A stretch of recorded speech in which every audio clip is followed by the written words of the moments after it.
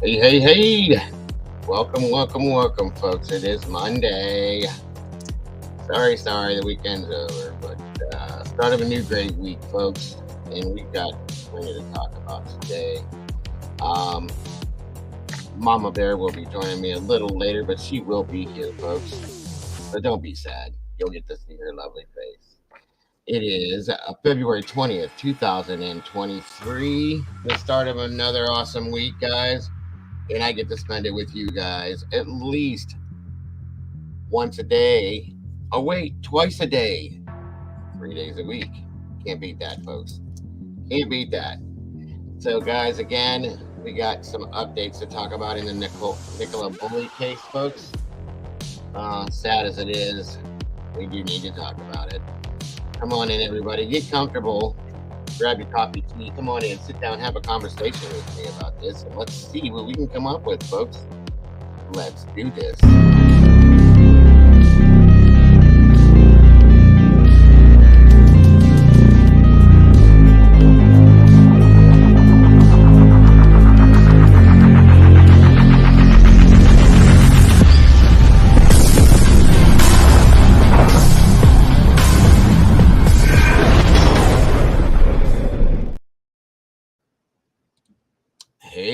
Hey. What's up, everybody? How we doing today?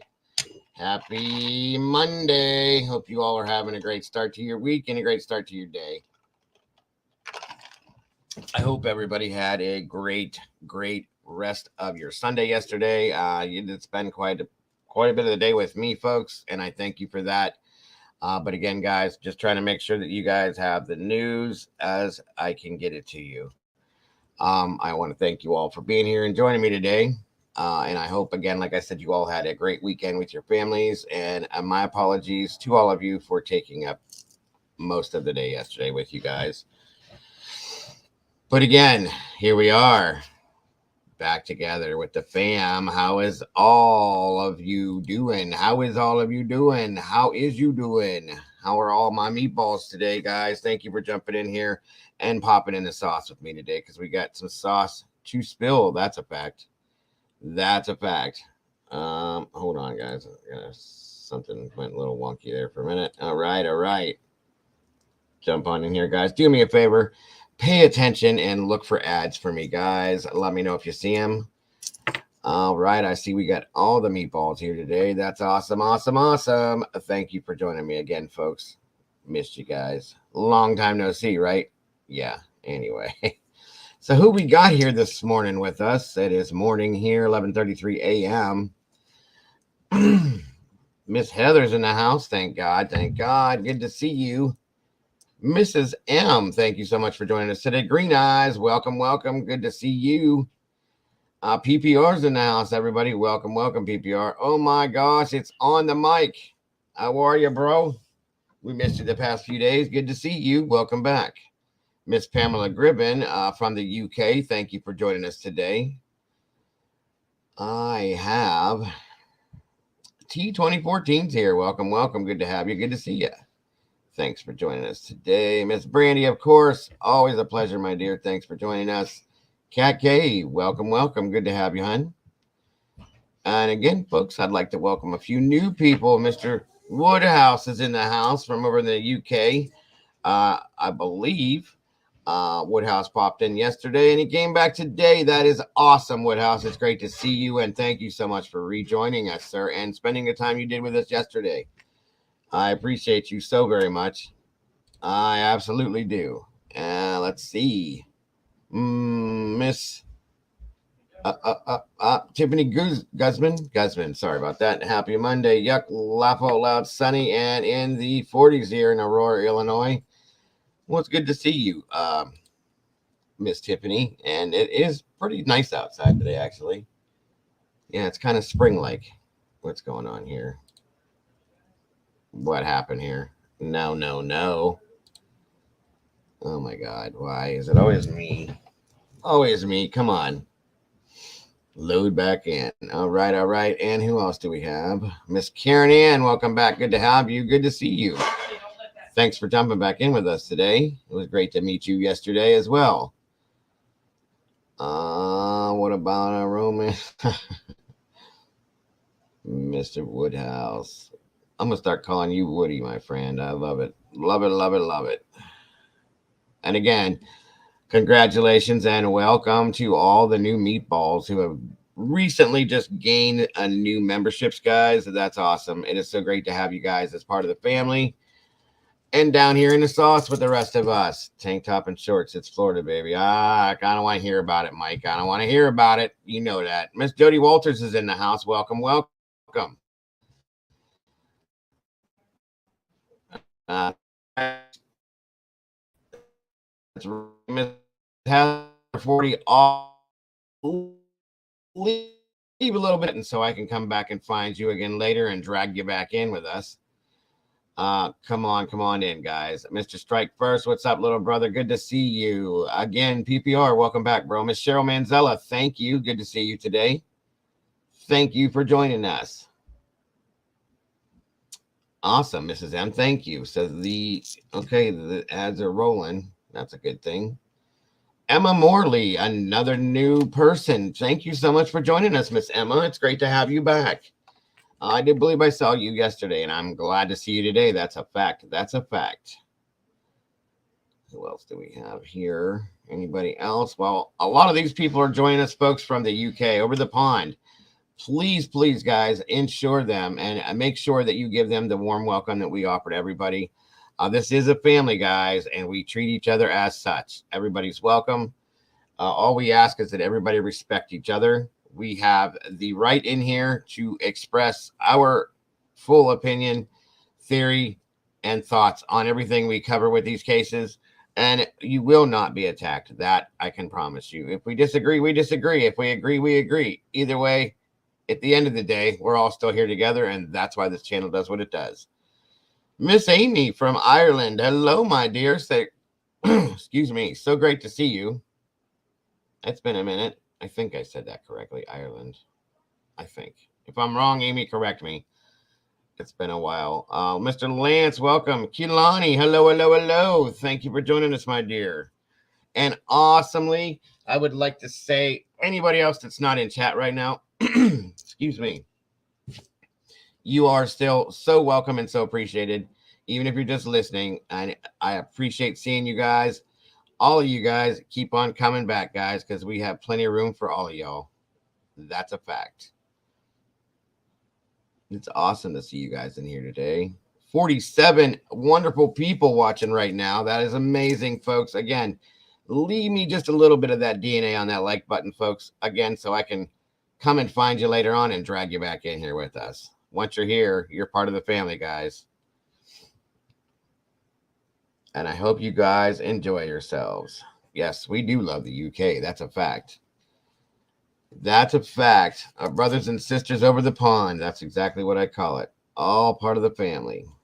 We got some team members over there as well, Miss Pamela.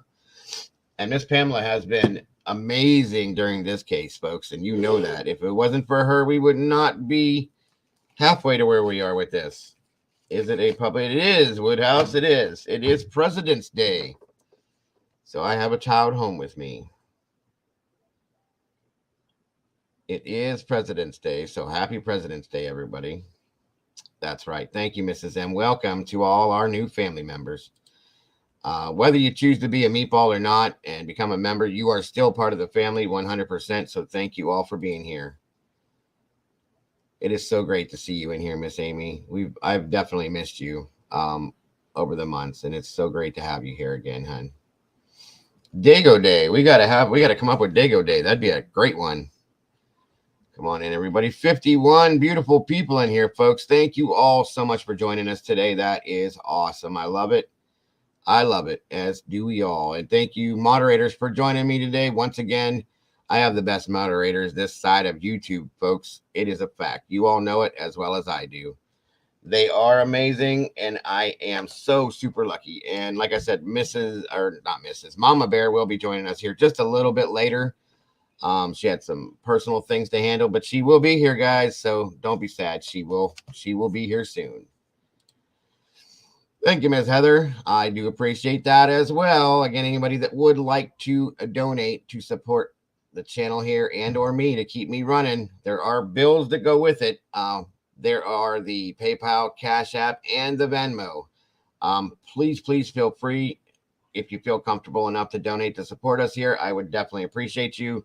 I do got to get some pieces for my computer as well. So that will keep me up and live and running, folks. So anything is appreciated. It all adds up, guys. And I do appreciate you all. Miss Jean, welcome back. Good to see you. And I'm glad you are here today, my dear. I really am. Well, we cannot do that today, my friend, because we got some stuff to catch up on. But we will be doing that probably Friday. That's strike. Richard Howard, welcome back, brother. It is great to see you, sir. Always, sir. There's never any behavioral problems in here. We are a very positive community. We promote positivity. There's never any disagreements. And if we do choose to disagree on a topic, we work it out. By the end of the show, there's never been any issues with that, guys. We are all adults. We're a family, and that is how we do it. So welcome back, Richard. It's great to have you. Ouch, that hurt. I hope everybody's doing great today. Miss Alexis, thank you for joining us, my dear. Great to see you. So great to see you guys. Come on in. Come on in. Get yourselves comfortable. Absolutely, Miss Jean. Absolutely. I am super excited to see all you new guys over there.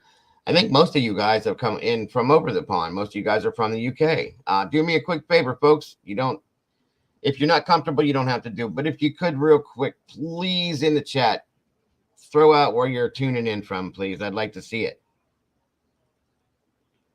If you don't mind. If not, just put a 0. And I completely understand. I hope you're having an awesome day as well, Mr. Lance. I hope you're enjoying this weather we're having here, brother. You're a little bit further north than me, but we're in the same state. It's pretty out there, bro.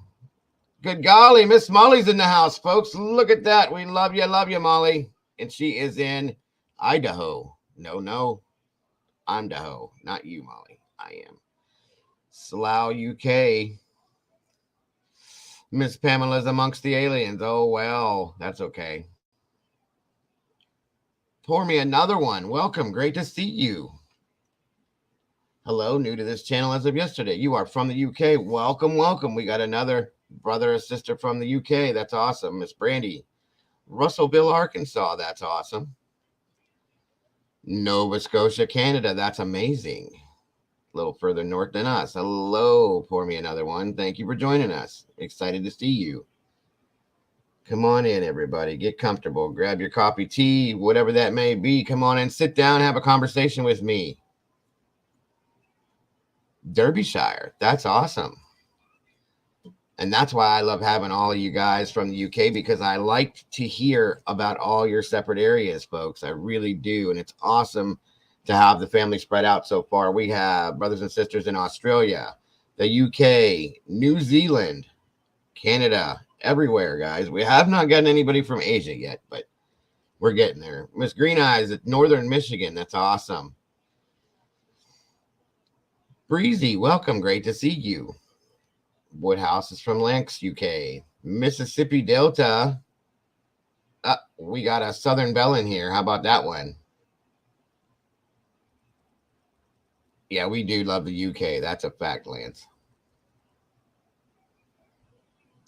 There we go. Pour me another one. Says, hello, Pamela, Heather, and everyone else that said hi. Again, guys, let's welcome all of these new people, please, to the family, guys. I am so grateful to see all of you. Crazy Cat Lady, hello from the UK, new subscriber. That's awesome.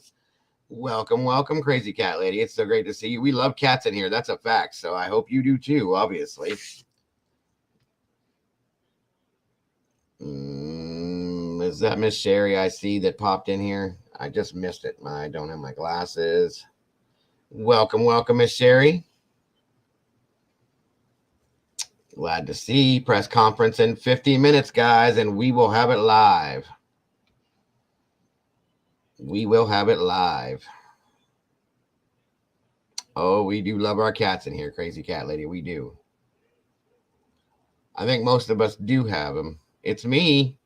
It's me, Dago. It's Sherry, guys. Miss Sherry, if you wouldn't mind, please throw in there. And if you don't want to, don't worry about it. But please throw in where you're tuning in from, Sherry. I'm trying to get a grip on where everybody's at all around the world today. Oh, absolutely. Pour me another one. And that's nothing yet. I hope you enjoy being here with us and hanging out with us because I know we enjoy having you here. Thank you so much, Miss Heather. That's absolutely right, guys. 50 lovely people joining us now.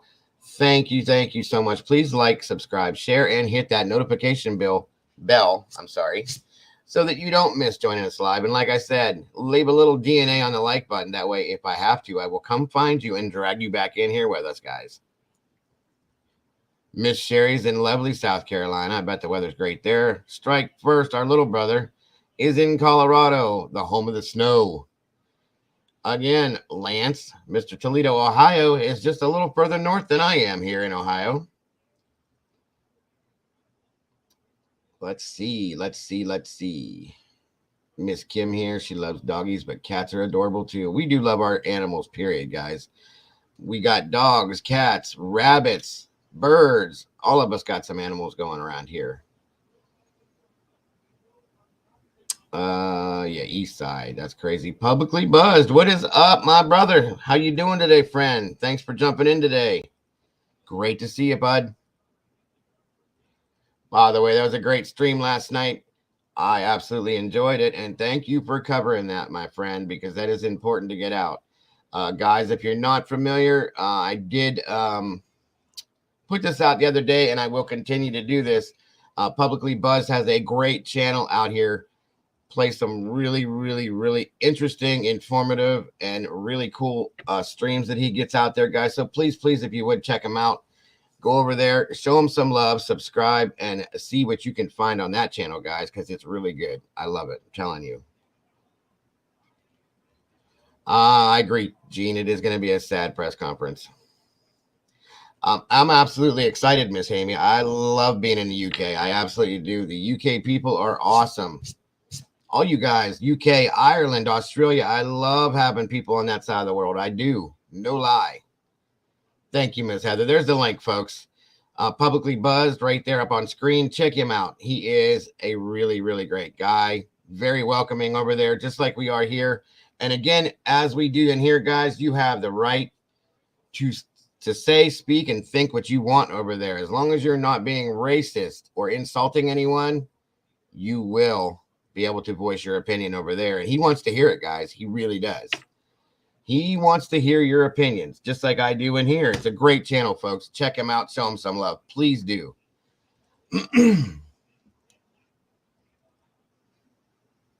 Oh, absolutely, brother. No problem. Just speaking the truth, bro. Just speaking the truth. Go check out Twins Paranormal on YouTube. They caught a balloon. Go downstairs. It's through number 1. I will check that out, Lance. Welcome. Marilyn's missing. Great to see you. So a 16-year-old wasn't alive here while family's home was shot at. Definitely going to cover. Oh, I will check into that as well, Marilyn. Thanks for the info. Thank you for joining us today. I appreciate you. Absolutely appreciate you. As I said, folks, grab your coffee, tea, whatever that may be. Come on in here. Sit down. Have a conversation with me. We got plenty to talk about. Make sure I'm not missing. I have sea monkeys. All right, green eyes. That's awesome. I haven't seen or heard about those since I was a kid. Doing good. Just working. That's it. I believe your name is Steve. Is that correct, sir? I couldn't remember it, but I just wanted to make sure. If I'm wrong, please correct me. I just want to make sure I'm calling you by the right name because I watch so much stuff. And I was, looking at chat and stuff like that. You see different names, but I was pretty sure I saw your name in it. If I'm not, I'm so sorry for that. Gone a week and all these new nuts. We got a huge family brewing, bro. Welcome back, though. Amen to that one, Marilyn. I'm down to collab with any of you guys that are interested. I have a lot to think about and talk about on a regular basis, and I would be more than grateful, to jump in with any of you guys, really, and to have you come over here as well. I have a very friendly panel, and I welcome just about anybody in here. Do chia pets count, Diego? What's up, Pink? if you think that is your pet, it makes you happy, it keeps you comfortable, then absolutely it counts. Absolutely. Absolutely. And as are you publicly. That stream the other night was absolutely amazing, bro. Amazing. I loved it. And I'm like I said, we gotta help each other and support each other to grow and keep ourselves going, bro. That's how I feel. Ziba, good evening from Belgium. There we go, folks. Welcome, welcome, Ziba. It's great to have you here. Thanks for joining us today. Absolutely, Lance. That is amazing. 54 people. Come on in, folks. Red. What's up, Red? I'd collab with you, but you only got one fan. It is what it is, Red. You do collab with me every day. You're a damn moderator, bro. What are you talking about? Thank you, Miss Kim. Again, guys, check out Marilyn. Miss Kim just said it. She just subscribed to Marilyn's Missing and Murdered. Please, guys, check them out. Again, they cover the same things we do. And we all help each other to get, as I always say, we're the voice for the voiceless in these circumstances. And we all support and help each other and work together to get this news out to you guys the best way we can. And we all base it on, whatever facts we can get and try to give you the best possible news we can, guys.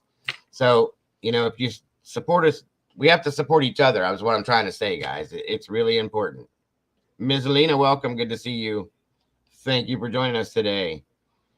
And Pink, as I said, again, guys, leave a little bit of that DNA there on that like button for me so I can come back and find you later and drag you back in.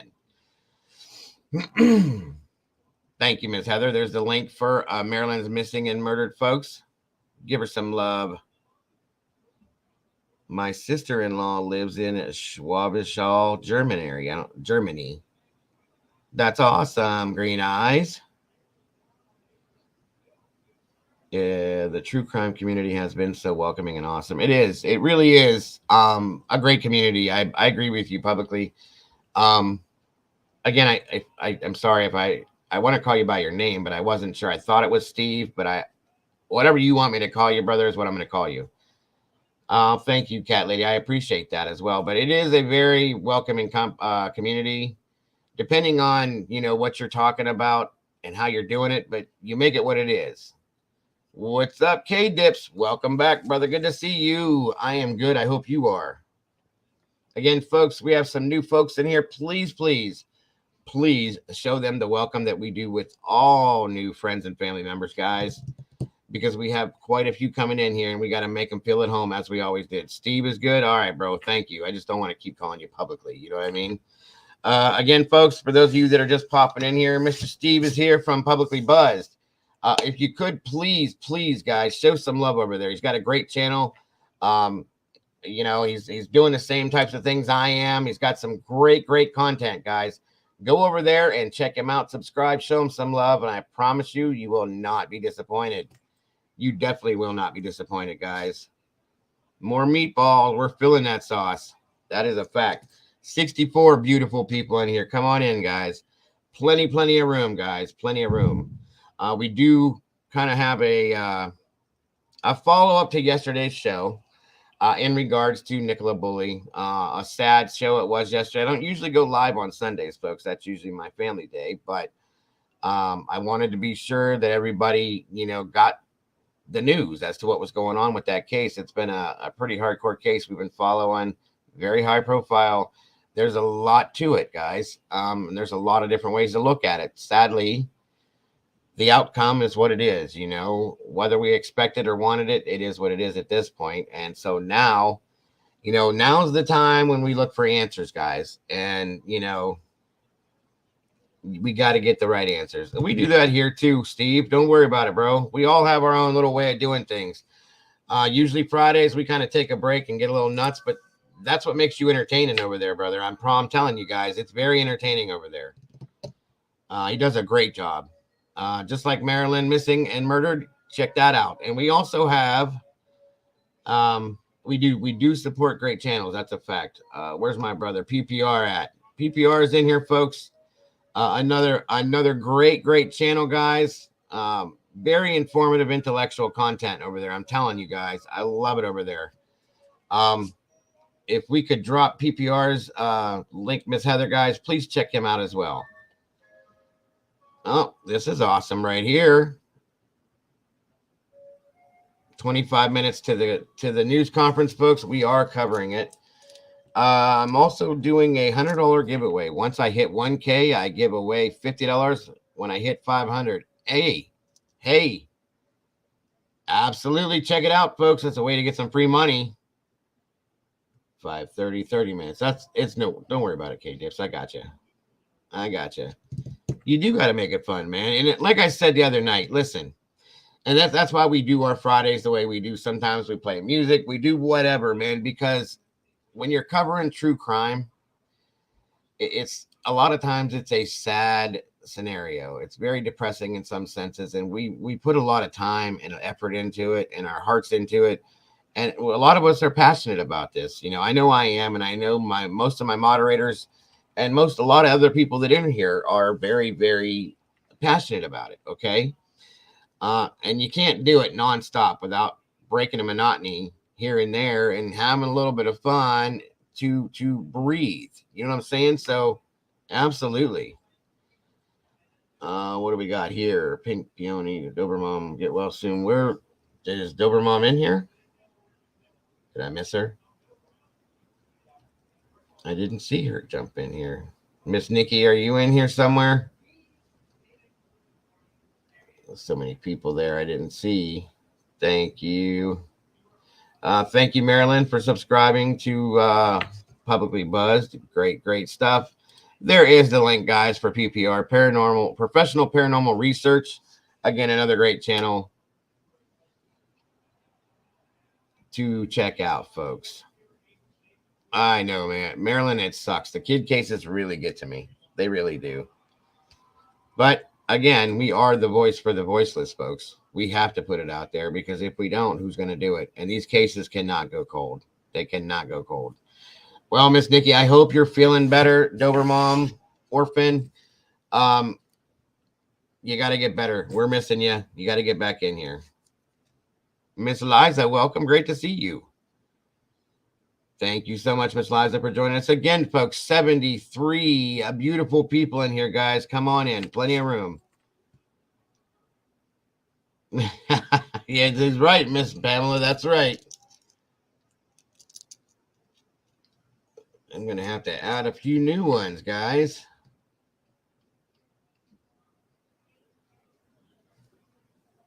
All right. I don't even know how long to wait to see who's all coming in, but I think we're getting there. Thank you, Miss Heather, once again. Anybody that would like to donate to support the channel or myself, I do have the PayPal, Cash App, and the Venmo links up for anybody that would like to. Feel free, and it is very much appreciated at this point. It keeps me in business, keeps the bills paid. Right, guys. The meatballs have feelings too. That's right, Pink. That is absolutely correct. It's great to see you guys all here. For real. Come on in, guys. Keep it going. Keep it going. You guys are awesome. KK Bootsy, what's up? What's up? Thank you for joining us today. It's great to see you. Vix Logic, welcome. Great to have you here. Great to see you. Thank you for joining us today. Welcome to all of you still here, just cooking tea. I'm doing the same thing. I got mine on the stove now as well. I love some of these names. Vix Logic, that's pretty cool. I've seen you in here, and you left me some comments, so welcome. Great to have you here. And again, guys, with the comments, I do try to get to those as much as I can. I do try to respond to every one of them. If I don't, Mama Bear gets on there. She checks them too. I am very personable. For those of you that haven't noticed, that are newer in here, I am a little unique in some senses. I'm very personable with my chat. I'm very interactive with my chat. It is the whole show to me. As I feel this channel is not my channel. It's your channel as subscribers. It's made for you. I just run it. Okay. And there is no, I'm the boss. you're not, this, that kind of thing in here. We're all equal, folks. That's why I do it like I do. And it will continue to be that way, just so everybody knows. We're all the same, folks. New here. I like it. And I like having you here, Remy. I love your icon. Welcome. Great to have you. Definitely welcome, folks. Come on in. We got so much space in here, guys. Plenty of room for all you guys. Come on in. Absolutely, Lance. Absolutely. I know there's a lot of people to sub to. A lot of people to sub to, guys, but it's worth it, folks. We got some new stuff going on. And we also have, of course, our moderators have some really great channels. We'll talk about that here down the road a little bit more after everybody gets relaxed from doing, your fingers come back from doing all the subbing you just did. Miss Molly's got a beautiful channel that she does. She's very talented, as does Mama Bear. So we'll put those out here in a little while, guys, for you guys. Again, all of you guys, you have no idea how happy and excited I am to see you guys. All of you guys, it's amazing, and I appreciate you guys supporting me and this channel, guys. It means more than you know. So I don't know how many more people are going to jump in, but if I wait, we'll be waiting all day. So come on in, folks. Get comfortable. Like I said, grab your coffee, your tea. Come on in, sit down, and have a talk with me. 71 beautiful people in here right now, and I love it, folks. I do love it. Come on in, guys. So as I said yesterday, or this morning, I'm sorry. Yesterday, I don't normally go live on Sundays, guys, because it's family time. You know what I mean? And don't mind this, guys. I'm still here. I'm just going video down. But I didn't have much of a choice yesterday. We've been working the Nicola Bulley case, and, you know, we haven't had anything to grab onto with this case, guys. There's been nothing. There was no evidence of anything. There's nothing here, nothing there. We haven't had anything. So at that point, you know, it's been kind of disheartening, in my opinion, to be honest with you, because there was nothing. Nobody knows what's going on this way, that way, or anyway. So yesterday, of course, you know, bad news. They found a body. In turn, which is why I went live yesterday. It was very important to get that out to you guys the best I could. And we've been waiting since yesterday for a positive identification on it. I have info from a source from over there that says that it basically that it is her body. It is Nicola, sadly. Okay. The family knows everything is what it is. They just haven't outright said it yet, folks. They're probably waiting for the press conference here in a few moments. So again, that would be why. And that's what our main goal is today, is to do this press conference. We're going to discuss it.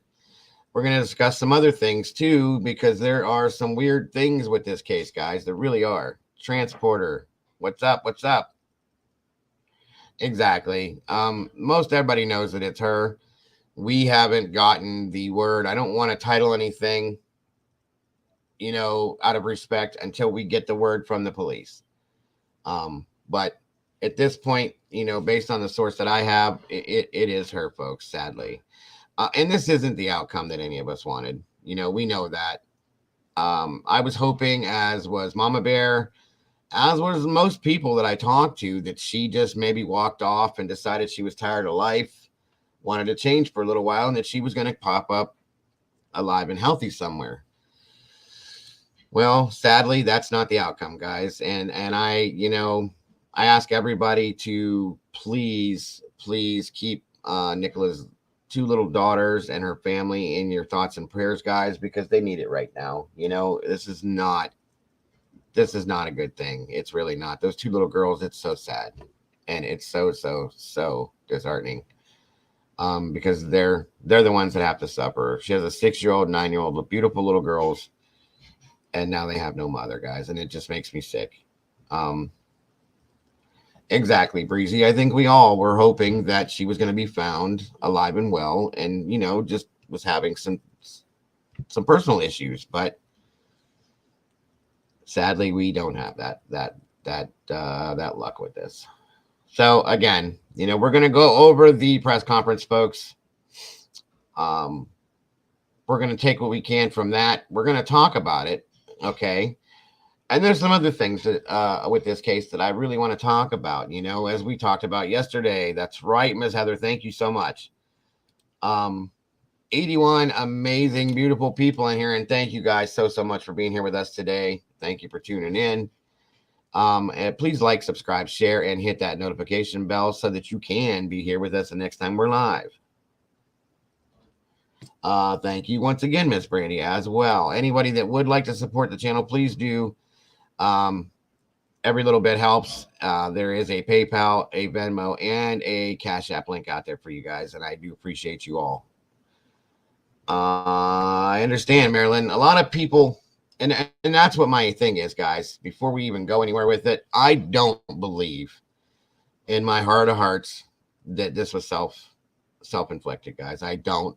I just can't. There's something about it that just doesn't fit with me. Was it an accident? We're going to find out what they think, and then we're going to talk about what we think. Because I don't know. I don't know, guys. It's something that the Nicola did this every day. This same pattern, the same schedule, all of it was the same thing every day.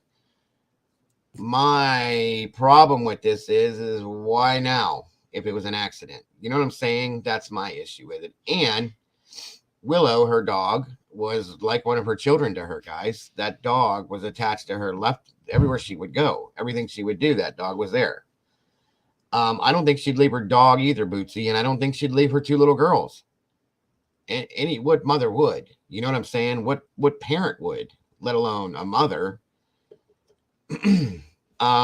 Yes, Miss Kim, we are multiplying like rabbits. That's a fact. So those are my issues with this, guys. This beautiful young woman, and she was young. She was only 45. She didn't look anything near that age. Talented and smart, beautiful woman is no longer with us and left behind her two beautiful little girls, her dog, her family that loved her. As we all saw, we watched the interview with her family, her mother, father, her sister. They loved her. They were a very tight-knit family. And this is not like her. They would have known something if something was going down. Okay. On her end of things, I think that they believe, I think her father would definitely think that if there was a personal issue that she was having and something that she just, was struggling with, that they would have known. Let me see here. I don't think we will ever know unless they find some type of skeletal injury. It's a good point, Red, but we may know. We may find something, because that's what we do, folks. We do our think tanks in here. We go digging, we go looking, and we try to find the truth, because cases like this deserve true justice, guys, and that is why I'm here. The voice for the voiceless, yes, but I really, really, really feel that these cases deserve true justice, and that's what I stand for when I do what I do. And everybody in here behind me knows that. Let's see. Transporter says it will be all down to the postmortem now. Exactly. And it's funny how she was found with only part of the road next to the river. That's a good point there, Transporter. Something I brought up yesterday. It kind of bothers me. And I had said after the diving specialist had gone looking for her and spent the time that he spent in the water for her, he made a comment that if she was here, I would have found her. I believe him. It something to me feels weird. And I had said last week that, if she's found in the water now, something's not right, in my opinion. Okay. And again, folks, understand that this is all purely speculation, because we don't have any facts as of right now. A lot of people have said over multiple platforms, folks, I've seen and heard it. I've watched multiple things over the past 24 hours. A lot of people are saying that, Miss Brandy, that it sounds like somebody dumped her there, sadly. And it looks like it in a lot of ways. I'm not going to say that yet, because we don't know, folks. But it's very suspicious, to say the very least. And I'm just not comfortable with this. I'm not comfortable sitting here talking to you all and saying, yep, she fell in the river and this is the end. I'm not comfortable saying that, guys, and I don't know why. But I'm really not. I can't comfortably sit here and say, yeah, I'm sad. It's a sad situation. It was a horrible accident. She fell in the river, and now here we are. I'm just not comfortable with that. I can't say it. Miss Pamela says, sadly, she was caught up on a fallen tree root with rising tide. They think it's dislodging. It's dislodged the roots. That's very possible, Pamela. It very much is. April says, welcome, April, by the way. Michelle After Dark, which I love Michelle. She has a great channel over there as well.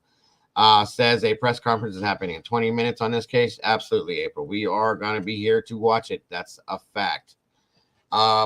I'm sure that Sky as well as BBC News are going to both be covering it, but I will get the best version I can for you guys.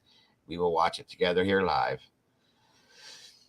Miss Karen says, I like that she was placed there the night before she was found. It very possibly could be that, Karen. Now, mind you, folks, I have other issues. I had informed you all that as of Friday night, when I was doing my live stream, I'd say our time, it was around 9 p.m. It was about 2 a.m. UK time, folks, that there was a massive police presence at Inskip over there where she lives at, where Paul and her's home is. There were choppers above, spotlights being shown. They were putting up tents. They were doing this. They were doing that with a massive police presence on Friday night. Sunday morning at 11 a.m., there's a body found. Something's up. Something's up. This guy is Christy. Welcome, Christy P. This guy is suspicious. There's a link, folks. I guess, Christy. I can't click on the links, Christy. But we can get it up there and check it out. Anybody that wants to click on that, check it out. Any of you moderators, feel free and let me know. Send me emails, whatever we got to do, folks, and we will look at it. But welcome, Christy. It's good to have you here. In an interview just seconds ago, 1.8 million hashtags, find Nicola and the TikTokers. Lanks Police been watching. Gotcha, Pamela. Thank you for the info. 87 beautiful people in here, folks. Thank you so much for joining me today, guys. I really, really appreciate you. Come on in, get comfortable, guys. Again, grab your coffee, tea, whatever it may be. Come on in, sit down and have a conversation with me, please. Let's figure this out, guys. I do believe justice will come. God will heal all good souls in his name. Amen to that, my friend. Amen to that. K-Dips, let's see. K-Dips is saying, I still can't believe she fell in or jumped in, because I don't think a little kid would drown in 2 foot of water. There's most definitely more to this case. I just hope there's no cover-ups by the police, and I don't believe there will be at this point. I think mistakes were made. In turn, there's an internal investigation with the police over there right now because of that. So I think at this point, folks, that police are going to be on their toes with this now and doing the best possible job they can to ensure that they close this case out the right way. And, you know, with some respect in a sense, in my opinion, I think they will be.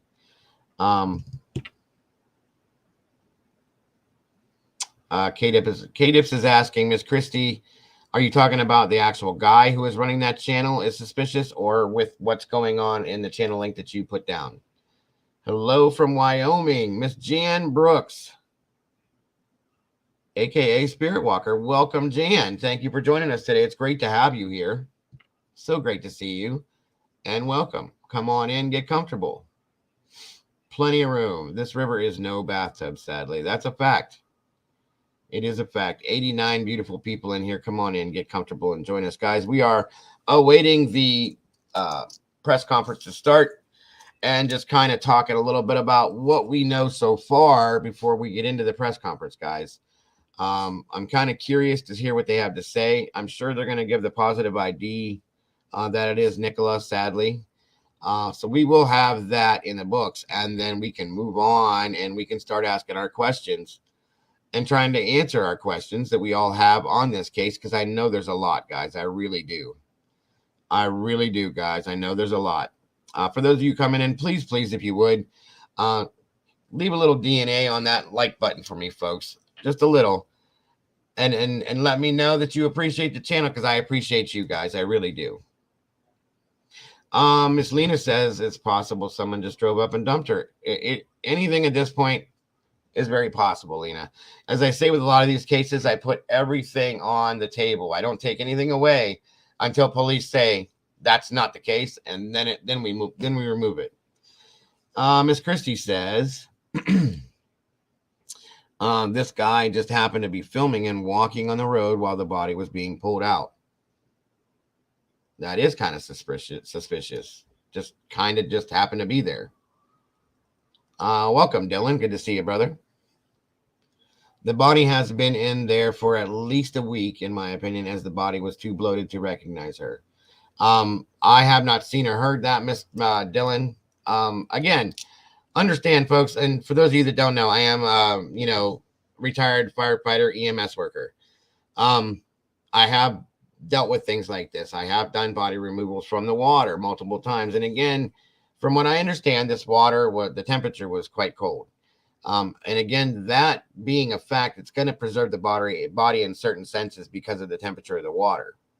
Bloating does happen. It is part of the sadly part of what happens. But it's great to see you, Dylan. Thanks for joining us, buddy.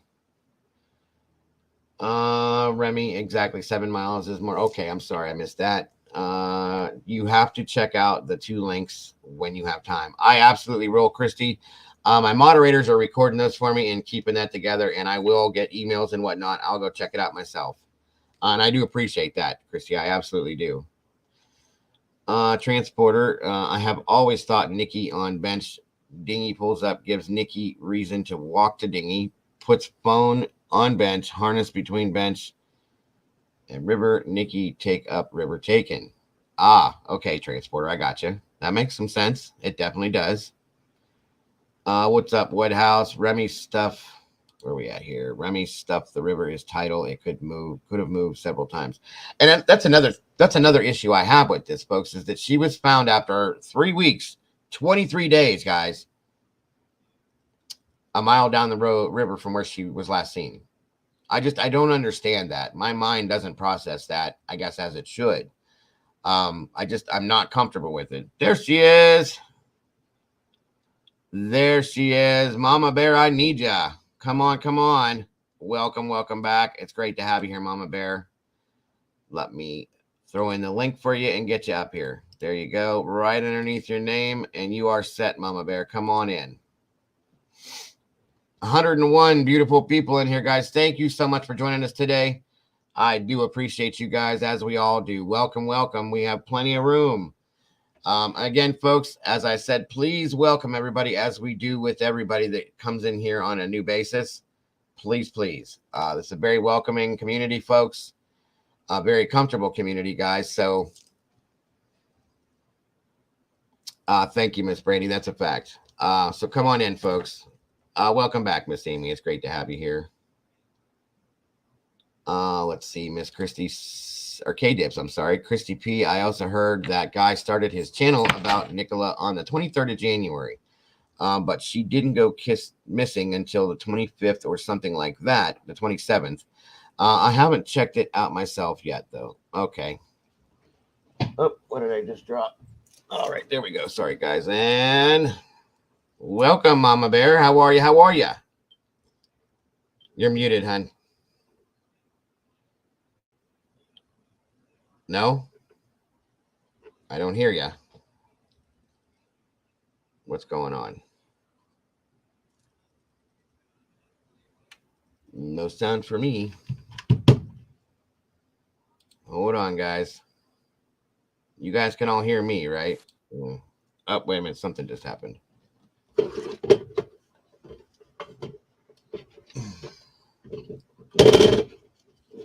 I don't know what's going on, but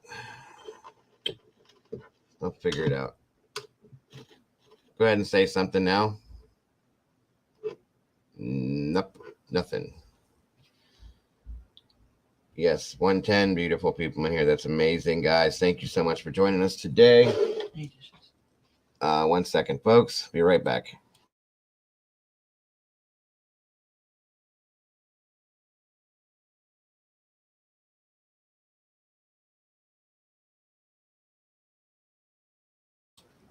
Okay.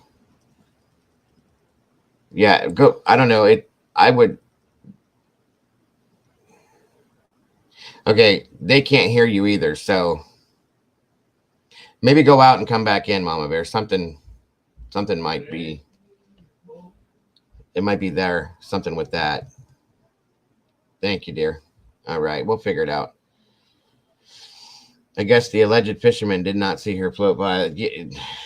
I agree with that one, Red. It's a little suspicious, in my opinion. I really don't think it doesn't make sense. I'm sorry. None of this makes sense because as they were on the river,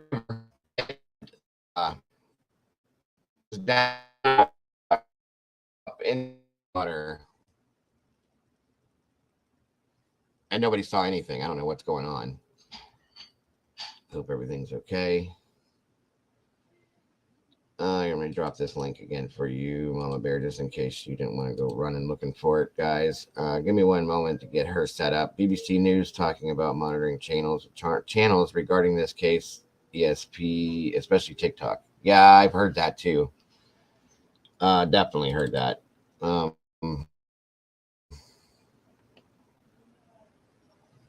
my God, another earthquake hits Turkey. Syria boater 6.3 mag. Are you serious, K-Dip? In Turkey again. Good Lord. Robotic. Okay, guys, we're working on it. A little technical difficulties here. 1 second. All right.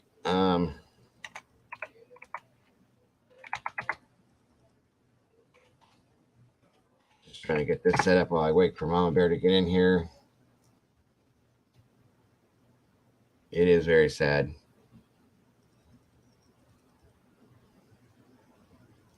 That's so sad.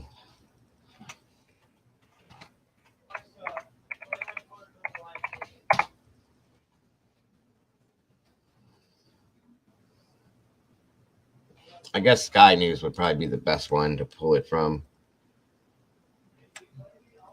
Let me see here.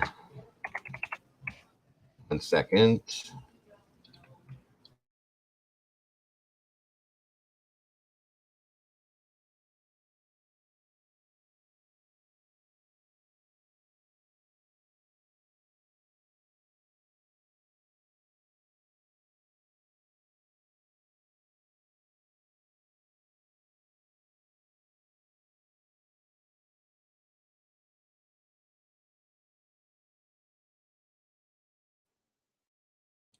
All right. Let's try this again. Hello. Nope.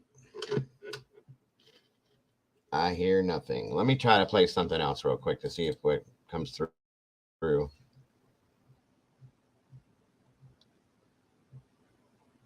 Can you hear me okay here? Okay, that's playing. Take your time. We'll be here, Marilyn. I don't know what's going on, Mama Bear. Not really, Richard. I've seen and heard of that before. Let me see if I can have this transferred through and they can hear it. This is just a press conference from the last time, guys. I'm just trying something out to see if we can hear. Trying to work out technical difficulties. That's all. So bear with us. Okay. Let me know if you guys can hear this.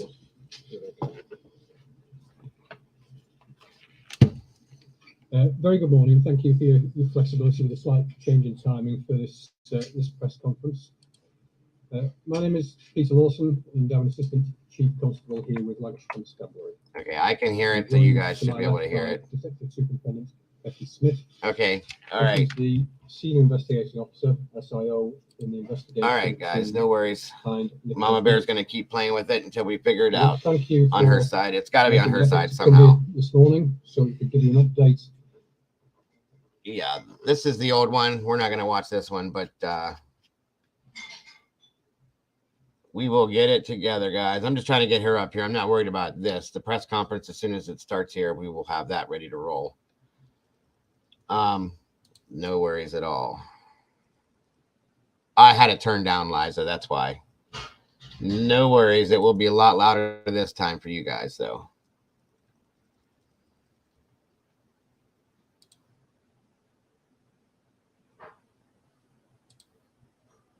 All right, let's see.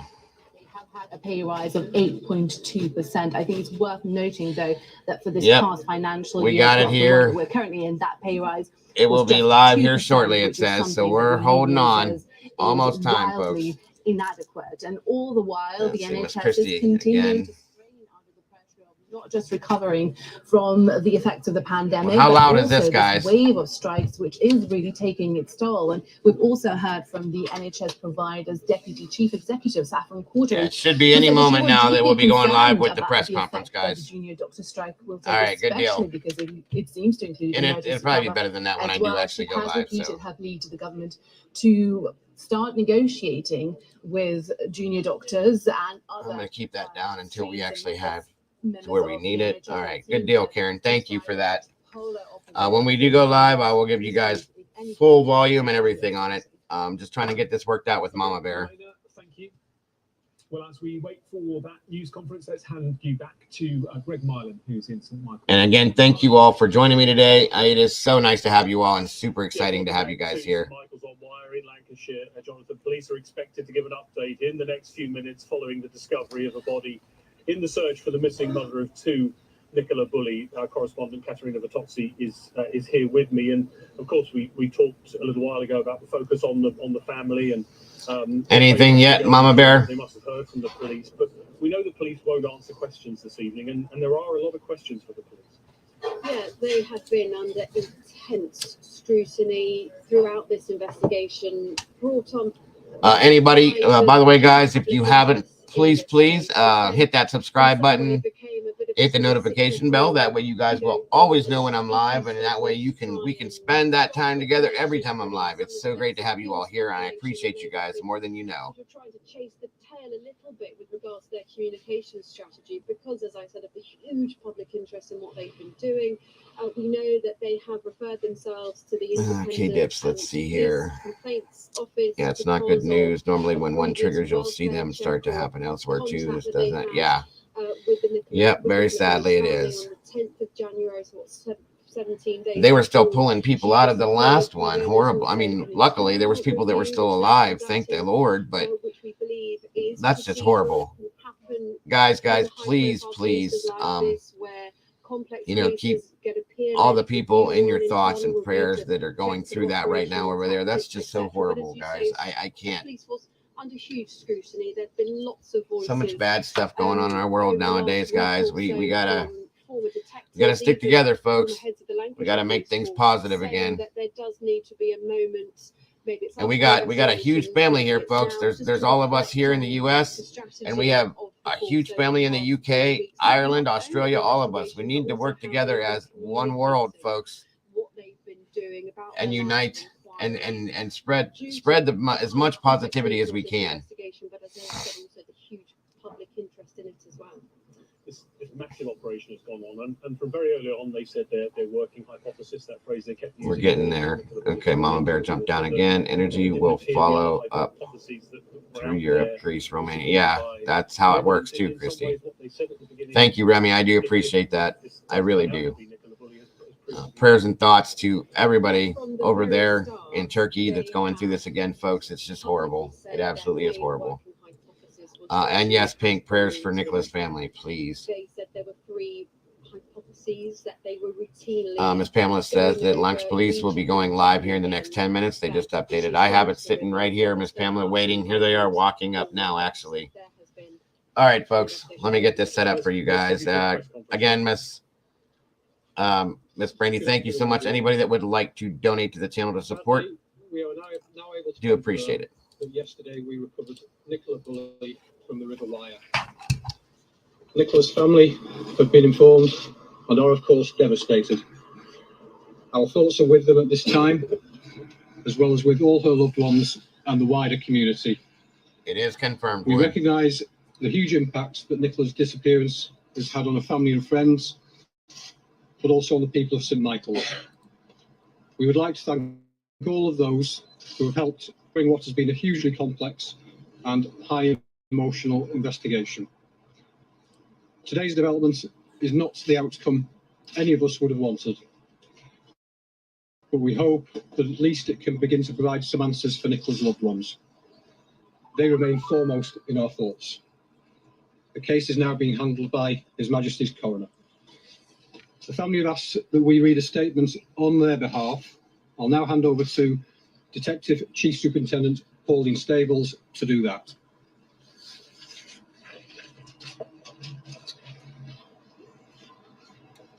Nicola's family have asked that we release the following statement on their behalf as follows. Our family liaison officers have had to confirm our worst fears today. We will never be able to comprehend what Nikki had gone through in her last moments, and that will never leave us. We will never forget Nikki. How could we? She was the centre of our world. She was the one who made our lives so special, and nothing will cast a shadow over that. Our girls will get the support they need from the people who love them the most. And it saddens us to think that one day we will have to explain to them that the press and members of the public accuse their dad of wrongdoing, misquoted and vilified friends and family. This is absolutely appalling. They have to be held accountable. This cannot happen to another family. We tried last night to take in what we have been told in the day, only to have Sky News and ITV making contact with us directly when we expressly asked for privacy. They again have taken it upon themselves to run stories about us, to sell papers and increase their own profits. It is shameful they have acted in this way. Leave us alone now. Do the press and other media channels and so-called professionals not know when to stop? These are our lives and our children's lives. To those who genuinely helped and supported us privately, we thank you.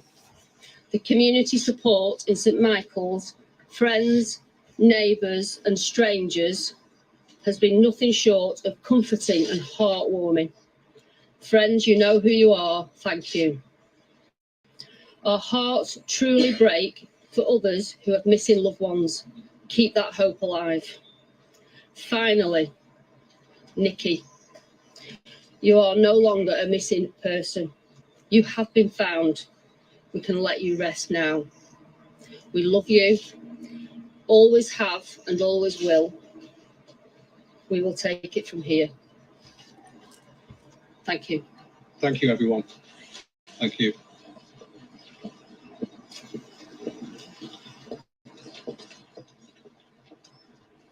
Well, that statement there from the police, Assistant Chief Constable Peter Lawson, and a statement read on behalf of Nicola Bulley's family.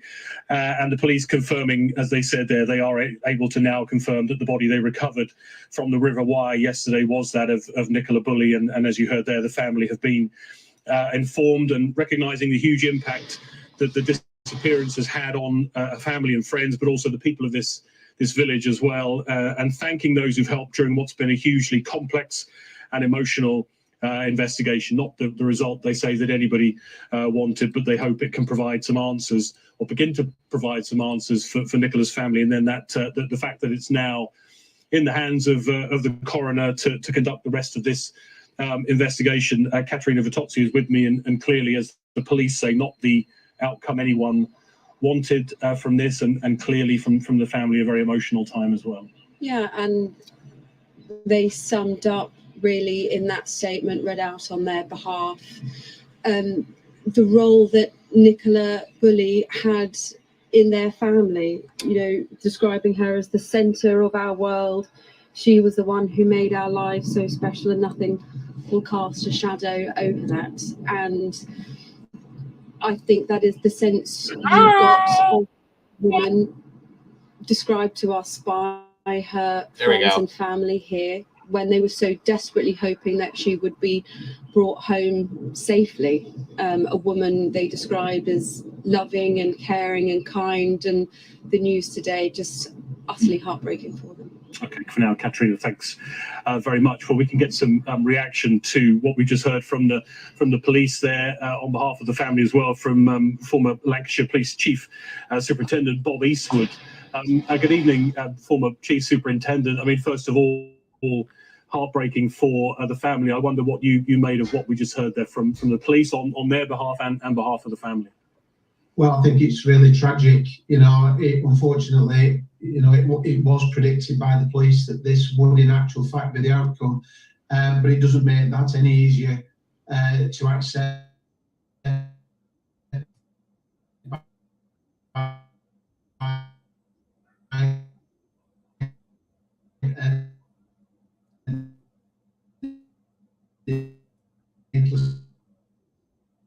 Family and children, people with more dignity and more respect.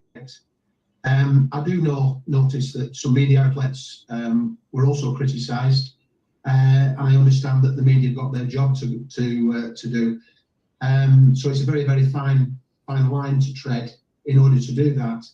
But I think the pressure that the family has been brought under by some vile comments that have been made against the husband, pointing the finger with no evidence whatsoever against the husband, was appalling. You know, some of these specialists that I referred to in previous interviews, one of whom came back thinking that he could find Nicola's body in the undergrowth with absolutely no evidence whatsoever. You know, hashtagging Nicola's name, going about this in the most unprofessional of ways, and all the time that this was having a devastating impact on Nicola and her family, that basically wanted some peaceful end to all this and hoped that she was going to be found alive and well. And very sadly, it hasn't. No worries, PPR. But all those people who need to examine and scrutinise their own consciences in order to have an appreciation of how negatively they've impacted on the way that this family have felt during this sad time. And notwithstanding, I'd also like to say the same for members of Lancashire Police, Lancashire Constabulary. Some of the way that their officers have been treated, their investigation has been trashed on many occasions. More than likely, Merseyside. And all the time, I'll as soon as he's done talking, I'll talk about a couple things to find Nicola. And I just think there's a lot of elements of this that are just so sad. They are really, really sad. And a lot of people have made it, unfortunately, 10 times worse for the family and the police doing their best.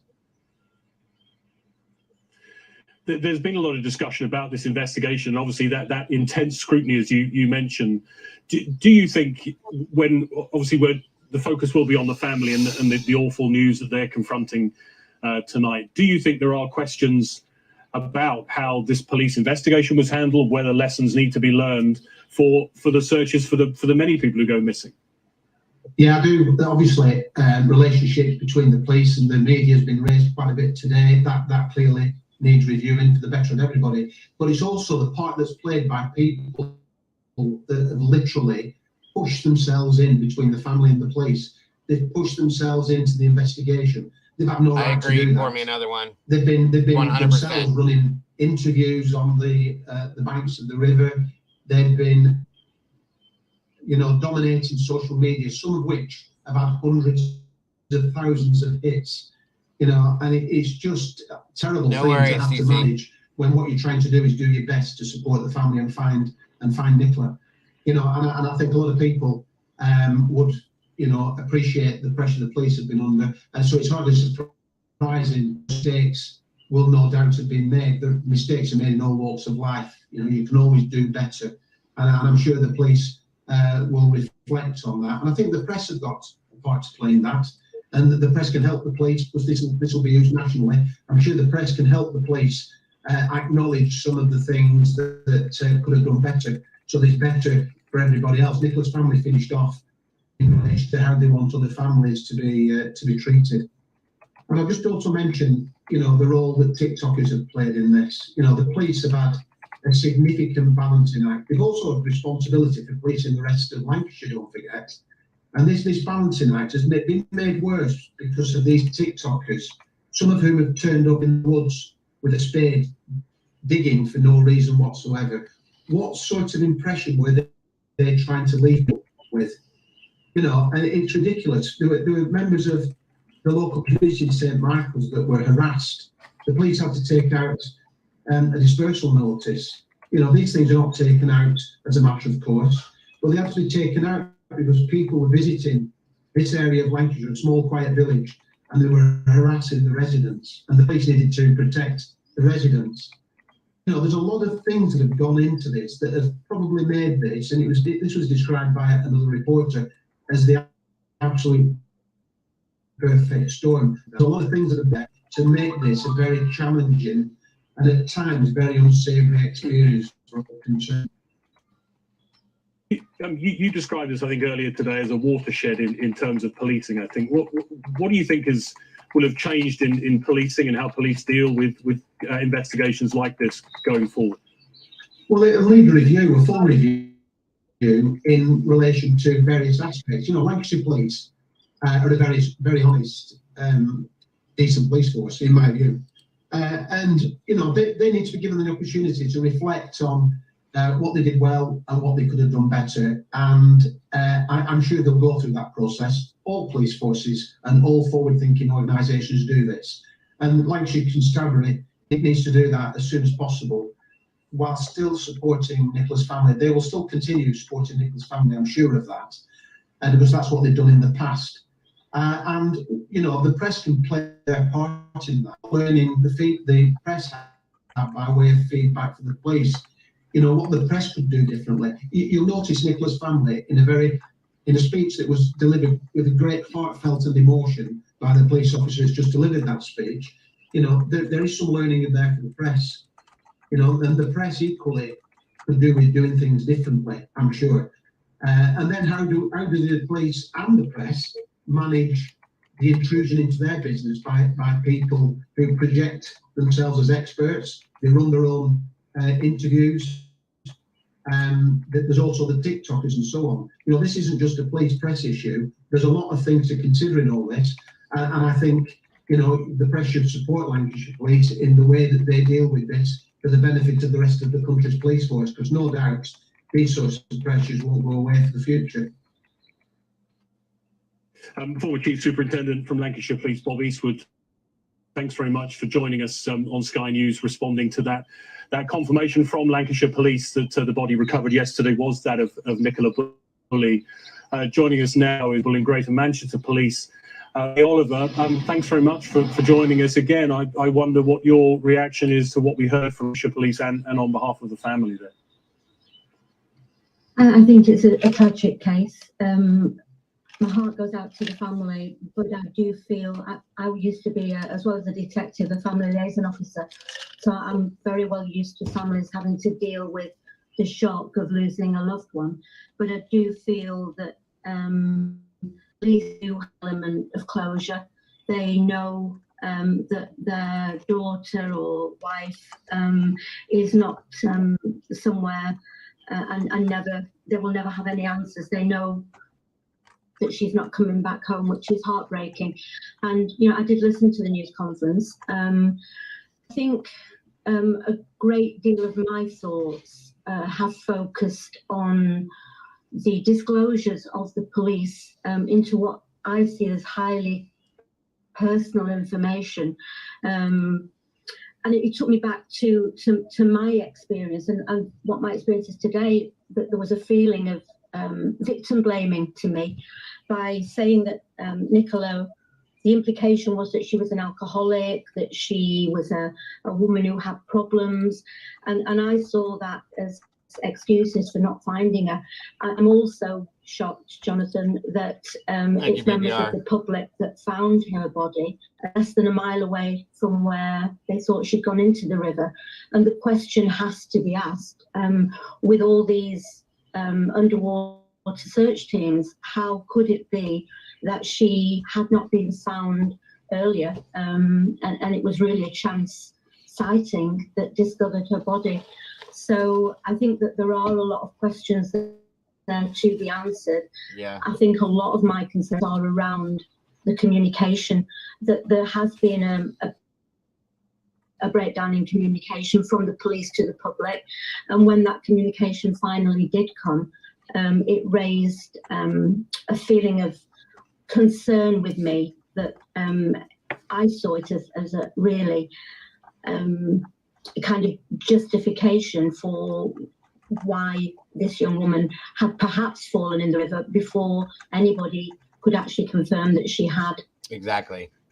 I agree with her 100%. Do you not feel, with the release of that personal information, for example, which was the subject of huge criticism, do you not feel that the police were, it was part of a strategy that they'd taken a decision to help this search, this would help their investigation? I personally don't. I don't see a single reason why that would help an investigation.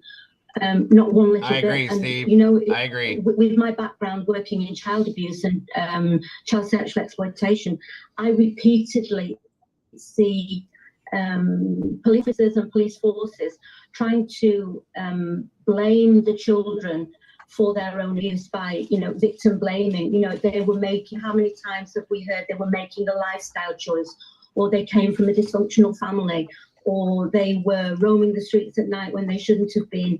This really triggered me in that same way, that it really was unnecessary. I would say it was unlawful, because that was highly confidential information, and I don't think it added anything to the they were clearly working on a hypothesis, they say.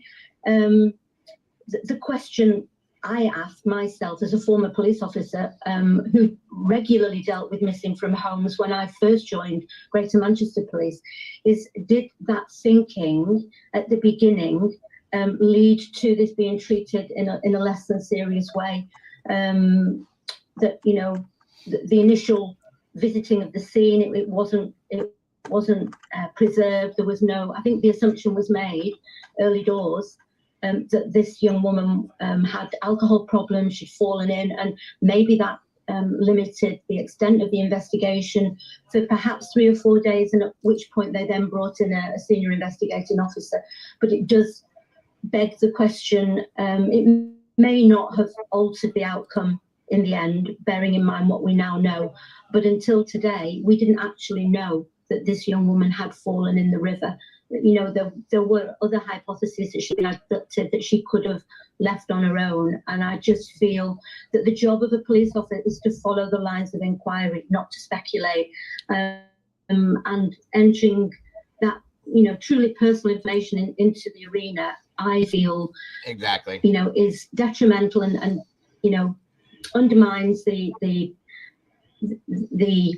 you know, the reputation of this young woman, and I think it was completely and entirely unnecessary. That's my personal feeling. And just briefly, what are the lessons that need to be learned this early on, do you think? I think, you know, we live in a world where the media is probably a lot, Wood. I'll be honest with you, probably a lot. I don't know why this case grabbed the headlines. For instance, I'm aware of an almost identical case ongoing in Boothstown in Manchester, where a young man has gone missing, possibly fallen in the canal, and yet you don't see coverage of that anywhere. I don't know why this case caught the headlines, but I do think it's key. I do think that police forces have a long way to go in learning how to communicate with the media, awesome, with the public. Pamela. And I think maybe with the best intentions further on down the road, they have begun to share information. For those of you that didn't know, Miss Pamela is a retired GMP police officer. And you know, she's speaking of the woman that's speaking right now. They joined the force together at the same time. An inquiry looking at missed opportunities. It looks as though possibly it wouldn't have changed the outcome, but really nobody knows that. And as a former police officer, I know that your job is to follow lines of inquiry and not jump to conclusions from day one, right, which it looks to me is what was done unfortunately. You mentioned you worked as a family liaison, or you saw the work of family liaison officers. Just, I guess, finally, the thoughts with the family tonight who've heard the worst and possible news. I want to talk about that, K-Dips, too. Heartbreaking, heartbreaking, but at least, you know, they do have an answer. You know, as a mum myself, and, you know, I can think of nothing worse than having a child go missing and you never have any idea what actually happened to that child. Obviously, it's slim comfort because Nicola is not going home again, but at least now they can begin to plan and to grieve her, knowing that she hasn't been abducted, isn't being abused in some horrendous way. It's heartbreaking. I think not having answers is far worse in many respects than at least having some kind of closure to the loss of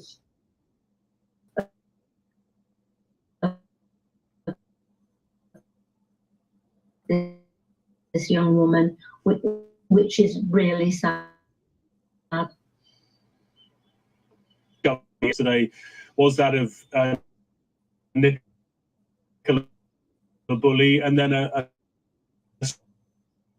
statement read by the police on behalf of. Sadly, we are now able to confirm that yesterday we recovered Nicola Bulley from the River Wyre. Nicola's family have been informed and are, of course, devastated. Our thoughts are with them at this time, as well as with all her loved ones and the wider community. We recognise the huge impact that Nicola's disappearance has had on her family and friends, but also on the people of St Michael's. We would like to thank all of those who have helped during what has been a hugely complex and high emotional investigation. Today's development is not the outcome any of us would have wanted, but we hope that at least it can begin to provide some answers for Nicola's loved ones. They remain foremost in our thoughts. The case is now being handled by His Majesty's Coroner. Well, joining us now is Sky's police analyst Graham Wetton. And Graham. All right, guys. I don't want you guys to have to hear that more than once. But again, and welcome, Mama Bear, finally. Good to have you. See you. Can you hear me okay? Yes, I can. All right. I don't know what the issue So was. sadly, folks, I don't know. Sadly, we do have the positive ID. It was Nicola, as we all kind of assumed and thought. And, you know, we got the statement, one singular statement from police and from the family that they just want to be left alone. They're unhappy with speculation done by, I'm guessing, you know, TikTokers, YouTubers, Facebookers, mainstream media. There was a lot of it with mainstream media. Mm-hmm. It's a sad situation too.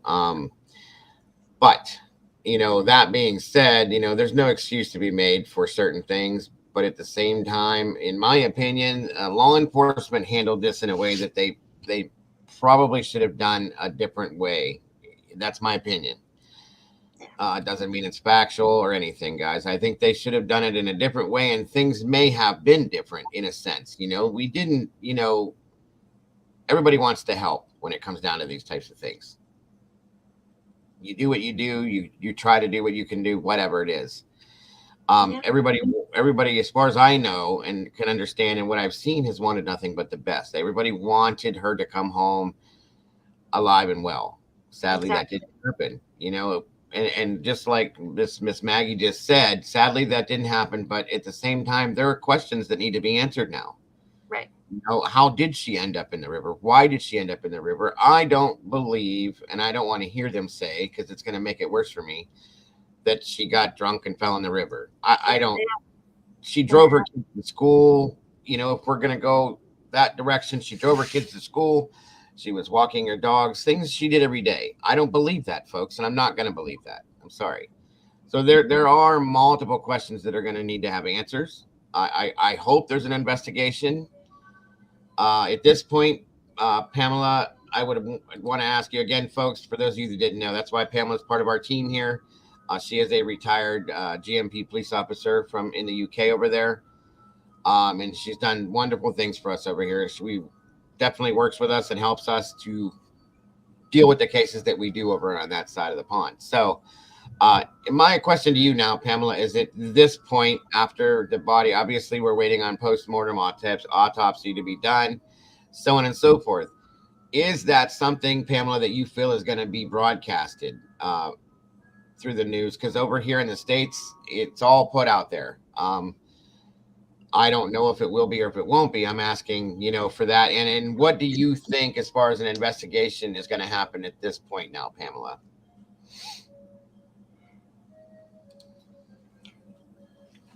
In my opinion, I don't see why they wouldn't. I mean, they put out that she was an alcoholic and going through menopause, so why not put out the autopsy report too? And I would think that they should do that to show the family that it's not all bad. This is what happened. That way everybody knows. And people can retract statements that they have put out. News and media outlets can retract statements they have put out, so on and so forth. Do you see what I'm saying? Exactly.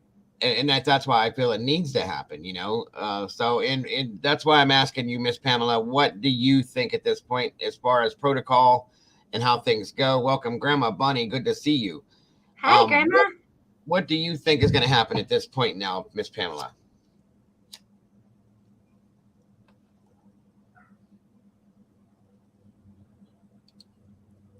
May not be put out into mainstream media, the whole findings.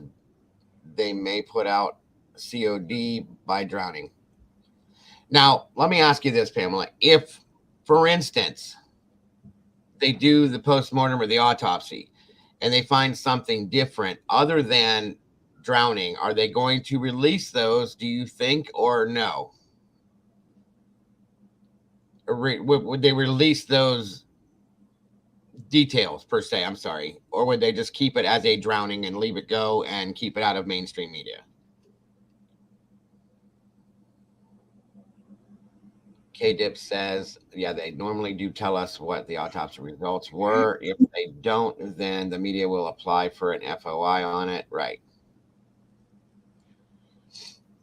I would think the coroner may say accidental death or misadventure. Okay. It's good to know that. Again, thank you, Miss Pamela. Because again, folks, I would, and there are ways to find out always.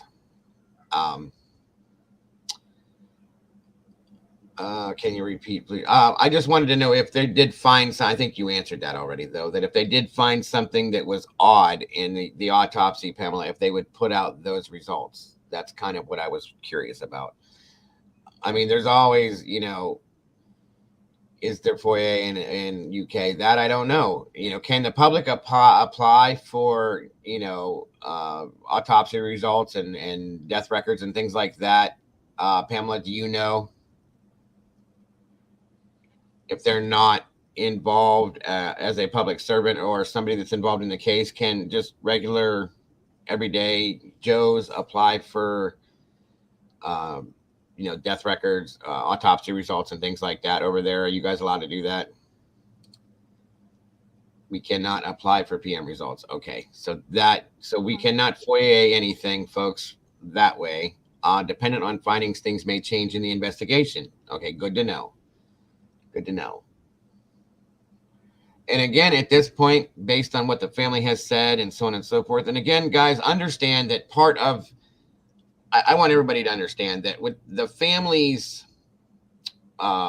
statement is based on sadness and anger at this time. Okay. They're sad, very sad. They're upset. They're angry. They're hurt. In turn, they're going to come off as being the way that it sounds. And it just blatantly sounds like, leave me alone. And that's what they want at this point. And I respect that. I really do. They need to heal, folks. They need to heal. And they don't want to hear all of this theory, that theory, this, that, and this one did this did that, and this and that, all of this. They're hurt, folks. And it is what it is. I understand and respect that 100%. Now, again, behind that, though, there are questions that even they would want to know. I know they're going to want to know why and how. And they need to have those answers to tell those little girls in the future. Right. Regardless of what the outcome, the answer is, you know, it's going to need to be known for those little girls. And they need to know, in my opinion. So hopefully that does come out. Liza says, I'm speculating, but the Crown's coroner probably has a good reason to clear the father or partner. I can agree. Miss Liza. And I'm sure they're looking into all of that. Okay. And I hope, I'm sure, like I said earlier, guys, at this point with whatever investigation there is, they have been criticized because of the way the investigation went before this. So in turn, they're going to clean it up. They're gonna straighten up and tighten the tie up and button the shirt now and make it right. They're gonna be putting their best efforts into this. In my opinion, I would see that. And make sure that everything's done right and everything is put out the correct way, and to basically clear up what was done in the beginning. You have to make it right now. You know what I'm saying? What did you say up here, Miss Pamela? Let me check here. One thing I will say, unless something shows in toxicology, sadly, is I cannot see them putting it down as unaliving. I absolutely agree with that one. I don't believe it, Pamela, and I said that before we even had the press conference. I do not believe that this woman did that to herself. I just don't. Okay. In my opinion, just those two little girls alone was enough reason for that not to be what it was. Okay. As any mother or parent would, I cannot imagine that. They're so young. If they were teenagers or grown, it would be a little bit more understandingly believable, but it's not, because they're not. And any woman would know that her children need her. Depression or no depression, period. Welcome, Debs. Good to see you. Thanks for joining us. And I agree with you, Pamela. If you're wrong, you'll hold your hands up. As would I. I do not believe that that's going to be the outcome. I just don't see it. I am curious as to why. I've said this, and I'll continue to say this. I don't think it was an accident. Okay, something is not right with that part of it. I'm not going to go as far as to try to implicate the husband or anybody at this point. Okay, we'll allow for investigation to do what it does. But at this point, I do not feel that she unalived herself, nor do I feel that it was an accident. Namely because of the situation, guys. I mean, if you look at it as a person that does this on a daily basis, every single day, okay? With her husband, without her husband, she did this every day, folks. Why all of a sudden, like that, would there be some sort of an accident? There was nothing in that area that proved positive for there to be an accident. And if that's the situation, she would have turned up a lot sooner than she did, in my opinion. Okay. So, and these are just my opinions, guys. I'm just saying, I at this point, I feel horrible for her family, for her children, but there are some questions that do need to be answered. And again, in turn, if it was not an accident, that's where the true justice needs to come in for those girls, for that family, and for Nicola herself. And that's just my opinion at this point, guys. Let's see. Transporter says, if she was going to unalive herself, she could have gone anywhere along the river and leave the dog in the car. Why go for a walk, phone call, and route? Here's my thing with this, guys, and this is important to think about with this situation, okay? If she was going to unalive herself, first of all, why would she take the dog, knowing that the dog would be there alone? Second of all, why would she leave her phone the way she did? None of it makes any sense. Why would she put herself out in a situation that would cause pain to the people she loved by seeing it that way and everybody around her? Why would she not go to a private place and I've dealt with a lot of unaliving situations, and I've never seen anything like that. Okay. And you have to know that if you jump into the water, into a river that's 4 foot deep, that it's not going to happen. Right. Unless you're being held down or you're weighted down. Mm-hmm. That doesn't make sense. Do you know what I'm saying? So I just don't see this. I don't see this. Now, when toxicology comes back, if there's different things in her system, I mean, those are different circumstances to look at. But at this point, guys, something is not right with this. Something is completely wrong with this. Okay. There is something that does not match up to the way this is looking at this point. Okay. And again, those questions have to be answered to suffice the situation, in my opinion. Thank you, Christy. Christy says, I agree with you. Miss Liza says, we will never be able to comprehend what Nikki went through in her last moments. I absolutely agree. That comprehend bothers me is English. I understand what you're saying, Liza. It's okay. It's okay. I do absolutely understand. I believe we do. We all do, you know? Yeah. I emotionally, that's a horrible thought to know what she went through in her last moments, to want to know what she went through in her last moments, and to feel what she went through in her last moments is a horrible thing, I'm sure. Now, that's going to also be dependent on how the situation happened, okay? And I have a huge, what's up, FMG? Thanks for joining us today. I have a huge problem with this, guys. A huge problem. I'm sorry, but I do. Kilani says menopause and alcohol is a horrible combo for many. Makes some make really poor choices. If she combined the alcohol with another substance and decided to take her dog for one last walk, I can get that, Kilani. I have a problem with the whole alcohol thing. I really do. It had not been said anywhere along the lines with that, and then all of a sudden, kabow, there it is. Her family never acted on it, mentioned it. Emma never mentioned it. None of this ever was talked about, guys. And then, you know, going backwards to January 10th, what happened that day? Okay? What happened that day that may have led us to the point where we're at right now? Something happened that day, because when police talked about it, it was brought out, and I've said this, guys, multiple times at this point. Police said, in their words, there were no arrests on the day of the January 10th. Right. But it is still under investigation. Now, a domestic violence incident per se, or a domestic incident without violence, if police showed up after they were called to the home for whatever the situation was, and it was cleared and nobody was taken anywhere, everything was done, and they left and moved on with their day, there was no arrest, there was no removals, there was no nothing. Now, right.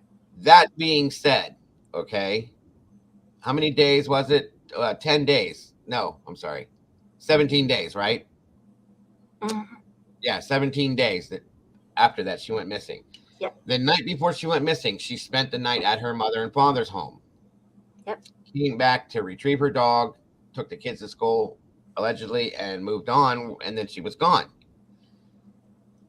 These are the things that people keep forgetting to talk about when people are looking at this going, something's wrong. Why did she spend the night at her parents' house? What happened on January 10th? What went on in that 17-day period of time between January 10th and January 27th that landed us sitting here talking about the situation right now? Right.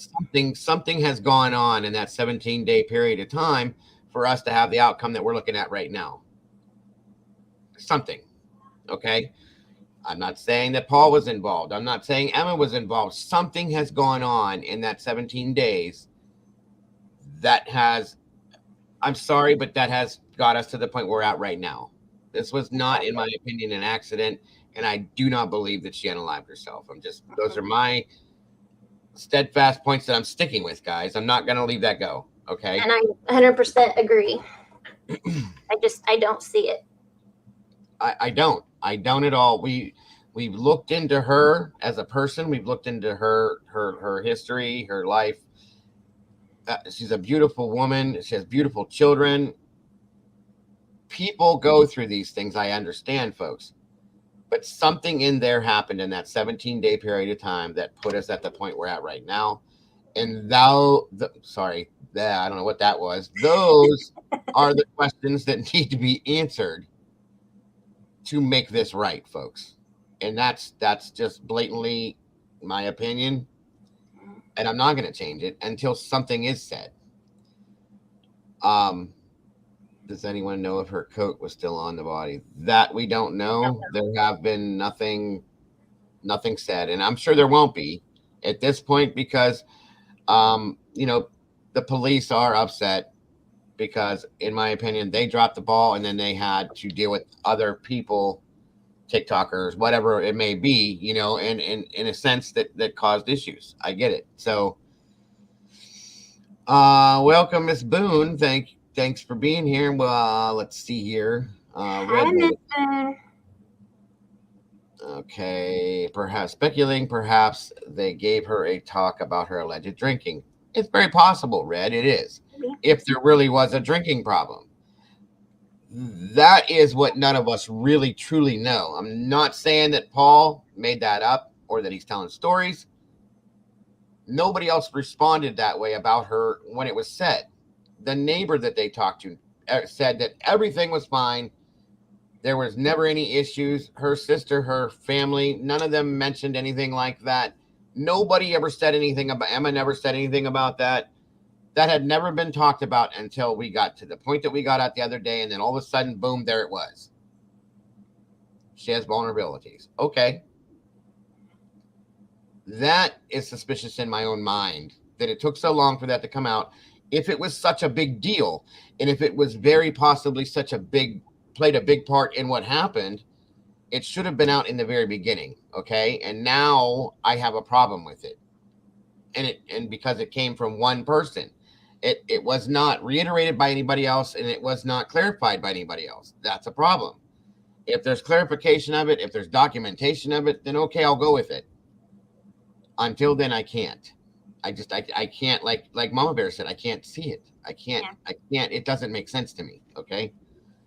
And I know a lot of abusive situations, the majority of the people in families and neighbors and friends don't have a clue what happens and what goes on behind closed doors because the abuser is so good at covering up and putting on a mask when they're around other people, like everything is just hunky-dory. These are facts, guys. A narcissist is a professional, in my opinion. A narcissist will make you believe, that's part of being a narcissist, that everything is you and it's all of us, and they had nothing to do with anything, guys. And that's what a narcissist is. I'm not saying that Paul Ansel is a narcissist. I don't know that yet. But you know what? I mean, that's what these questions are all about, that I'm saying need answer, guys. People need to know this. For this to make sense and to be understood, people need to know this. Right.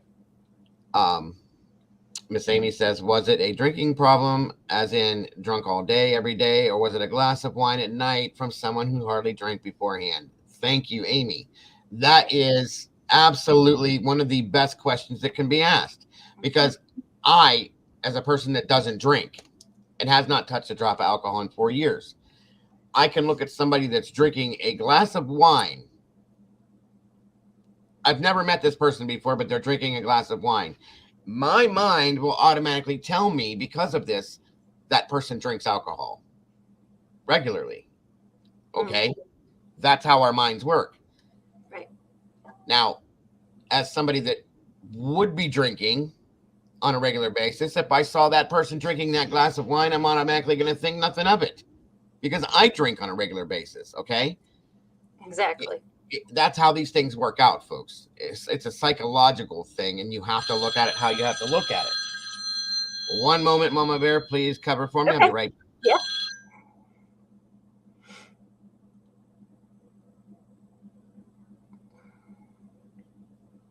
Yeah. Yes, PPR, you were right. Narcissists are not dumb at all. And very manipulative, Remy.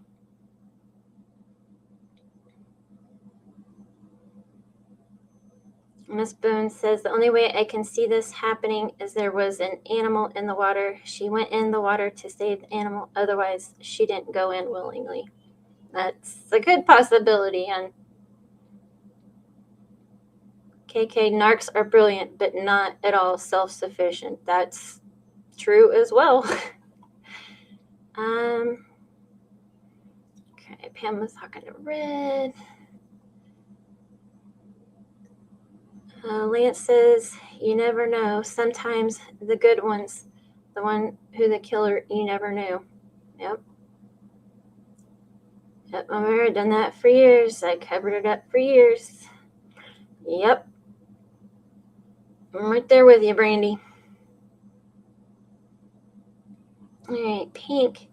If in fact she did have a drinking problem, she could have done the drinking after putting down her daughters to sleep at night, since most were unaware of her alleged drinking problem. That's a good possibility.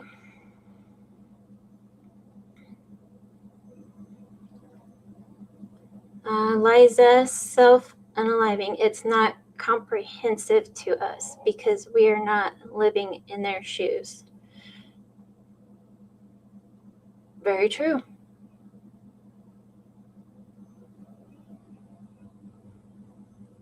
Red, I do have another question. Where was the dog walker walking when seeing her? Because from the road, you can't even see the water if I'm looking in the right spot. A dog trail that is higher.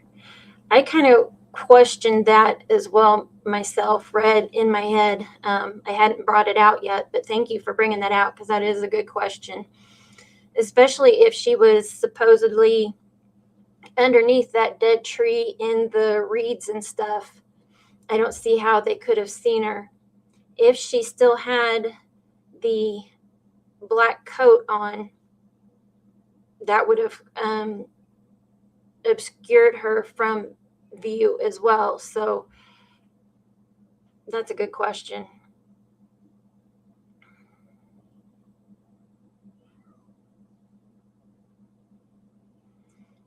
Narcissists pretend emotional reactions. Same with unalivers. They're the most normal people to meet.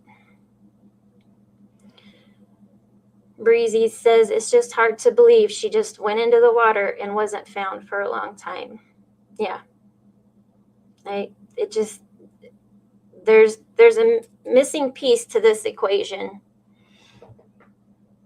2 and 2 equals 4. We're not there yet. We're missing a 2.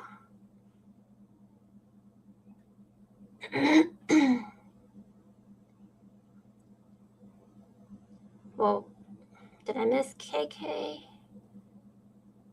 Welcome, KK. Glad you're here. Kat, my brother-in-law was an alcoholic for 10 years before most of us knew. You never know what people do behind closed doors. 100%, Kat. 100%.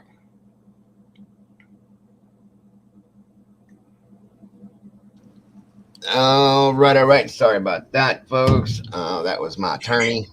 I had to take the call. I figured that's what he meant, KK. Hey, man, what we got going on? Let me jump back. KK is PPR's bestie, and he accidentally put in beastie. Oh, you're PPR's beastie, huh? All right. Good to meet you. Thanks for jumping in with us today. So, Red had a good question we were talking about. let's see, down here or up top? Up top at about 116. Red. Says, I do have another question. Where was the dog walker walking when seen her? Because from the road, you can't even see the water, if I'm looking in the right spot. A dog trail that is higher. Well, it's funny you asked that question. I'm actually going to show you a video about the dog walker speaking and so on and so forth. So I think you're in my head somewhere, Red. And that's what I said. I said that question had entered my mind as well. I just hadn't brought it out yet. Because if she was still in her black coat under this dead tree and reeds, her black coat's going to obscure her from view even more. Exactly. So how are you going to just be walking by and, oh, there's a body? It doesn't make sense. Not very much at all. One moment, folks. It's funny because I was going to play this a few minutes ago and we were talking, so I just wanted to get that. Let me out. Nope, you're stuck in there right now, at least until we're done, Red. So float around in my brain.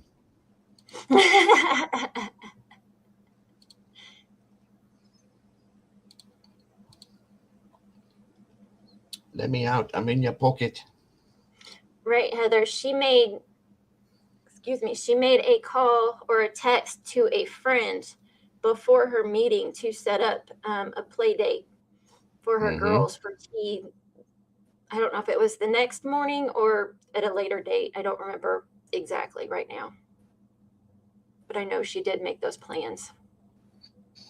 And again, all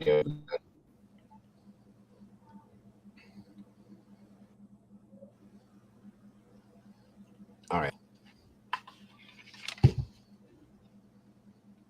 All right, here we go, folks. Let me know if you can hear it okay. And over the last 3 weeks, an intensive and extensive search of this river behind me, the River WYRE, to try and find her, because police believe that she fell in that morning, that she vanished without a trace. Now, yesterday, as everybody knows, if you've been watching the news, there was a body found here.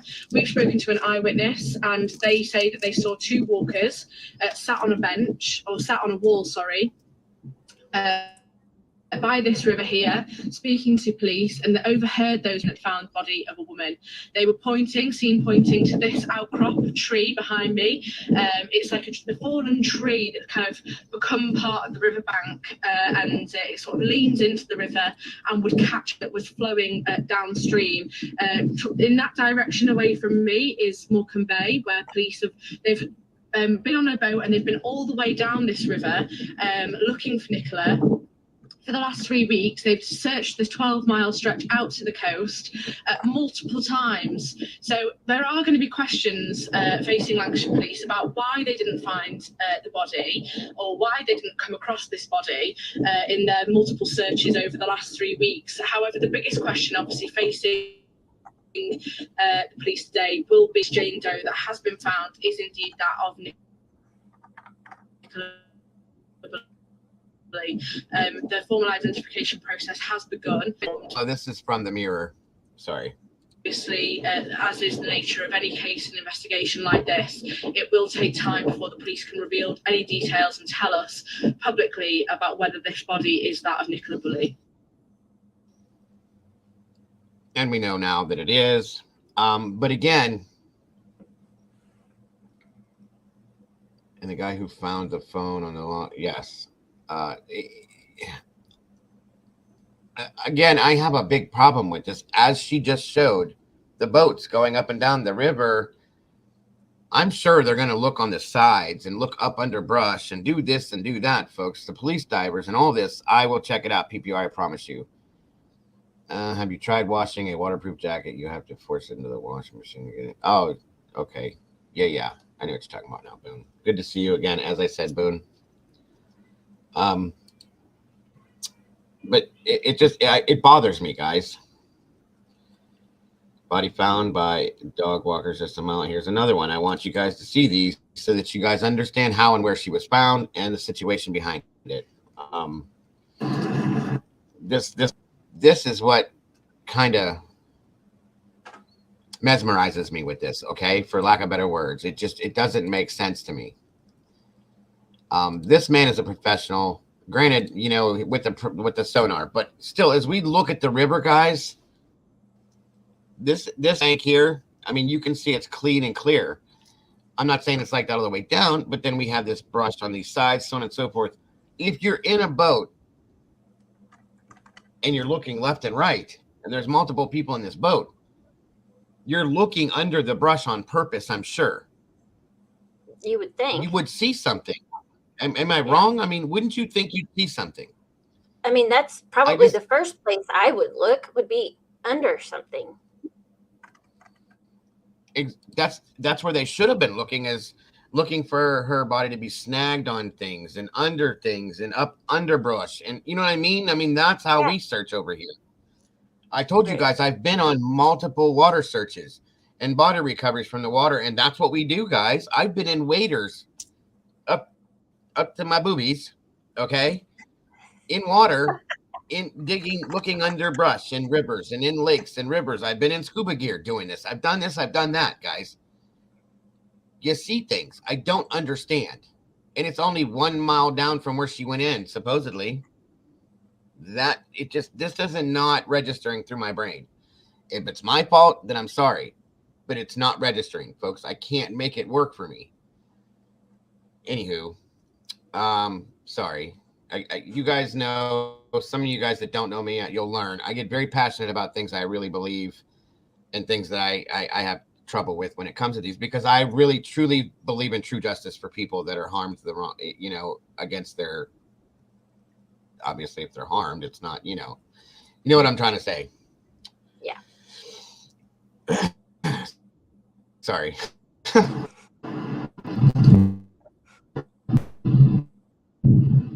And excuse my computer. Hopefully it'll be fixed soon.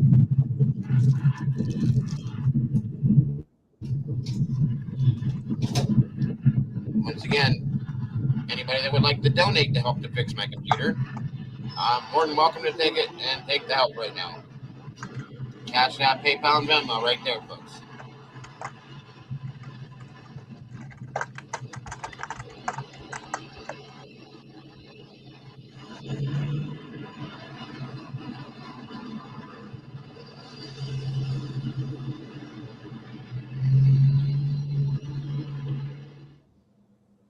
So hold on.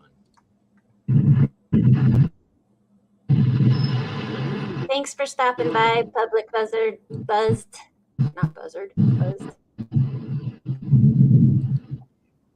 Okay, so it says right here, 2 dog walkers discovered the body in reeds next to the river, which is what this stuff is, basically, folks.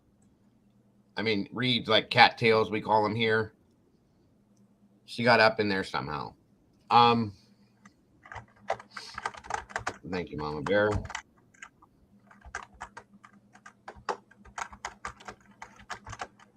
I don't know, guys. I just can't go with it. I can't go with it. So, yeah, thank you, Breezy. Let's see. Liza says, they said that they did that, Remy. Remy says, Dago, wouldn't those pro divers do a grid search? Don't you remember hearing that, Mama Bear, that they did a grid search? Seems like it, yeah. I swear I do. And typically, I think that's just protocol in general when you're doing water rescue, okay? Bodies move around in tidal waterways. I cannot agree with you, Dago. And that's okay, Liza. I respect you 100%, and I respect that. Kylie's car was not found in an artificial lake. No tidal movement. Okay.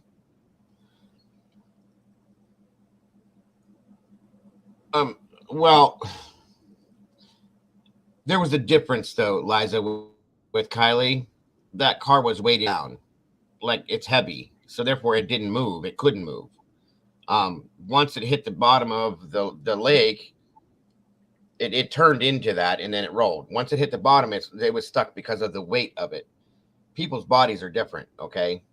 In turn, there's bloating at times, then there's not.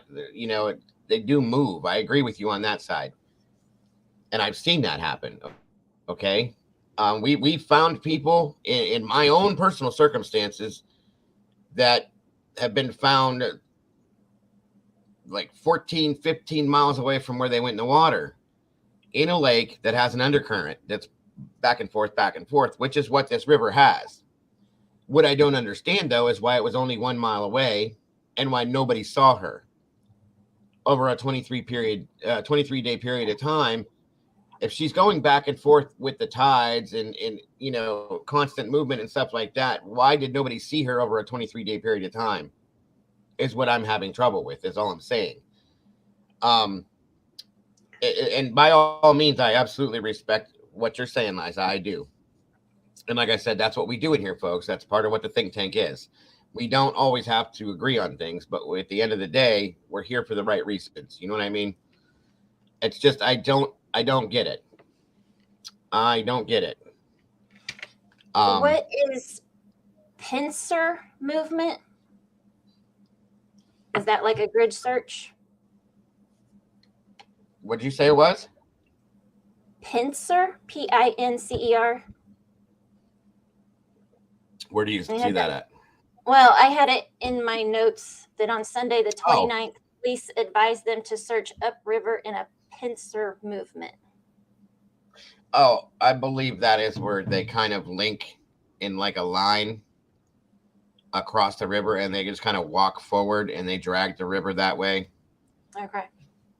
They have different terms over there than we have here, so yeah. And let me see something real quick. That's why I was. 1 second, just to be sure. I don't want to tell you something that's not true. But like I said, I believe that's what that is. We just have a different terminology for it here in the United States. 1 second. If this will cooperate.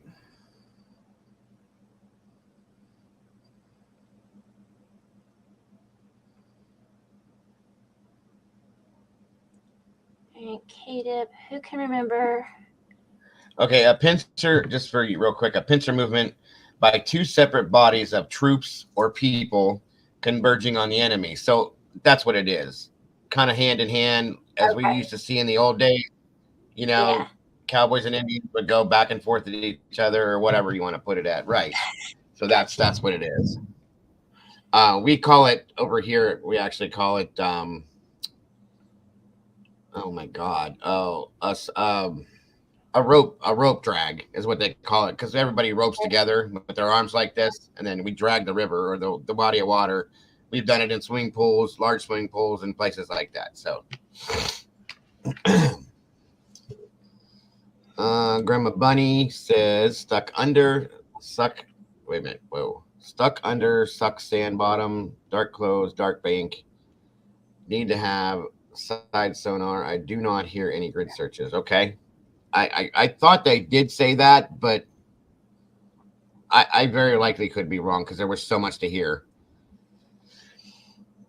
PPR once again it's too much like the 411 case. No body when weeks later it shows up in a spot that was heavily searched earlier. I mean, it does. I agree with that. Okay, but we can't go into that until we get some facts based on what we see.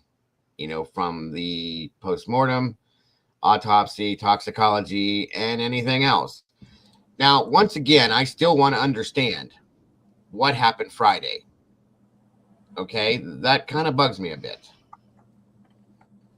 Where I explained to you that there was a massive police presence at their home, okay, and skips and choppers above, and just doing it. Like, what was that all about? Now all of a sudden it's not. What was going on?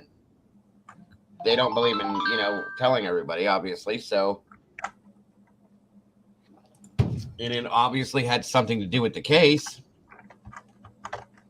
And we can't forget these little things that aren't being put out there because they link up somewhere, folks. And it is obviously going to be some kind of an importance to it. So,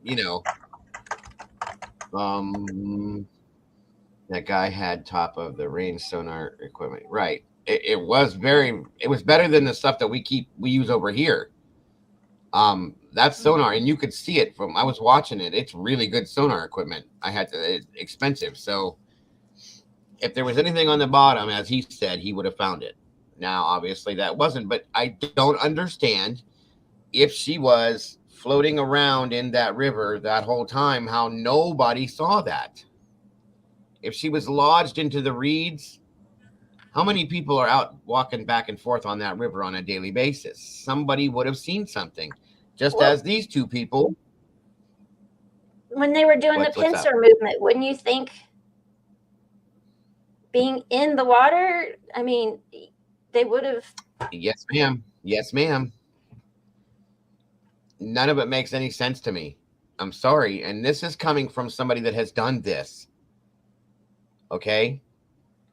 It doesn't make sense to me. Typically, 8 out of 10 water rescues or water searches that I've been involved in, we found the person when we're doing it. There's never been anything like this that I've ever seen happen. Now, we had an incident at a very large local swimming area. It was a concreted pool on one side, and on the other side of it, it was just like dropped off. It was basically a man-made lake, a small version of it, and they had concreted 3/4 of it and painted that and made it like a pool, and then the other part of it was just open. Okay, I believe there were fish and things like that over there too. There was a gentleman that was it was the camp. We did a just making sure you guys can hear me before I say it. There was a what they, well, you guys are calling a pincer. We did a rope through the whole pool. We did a grid search. We did this. We did that. 24 hours later, he was found floating in the pool.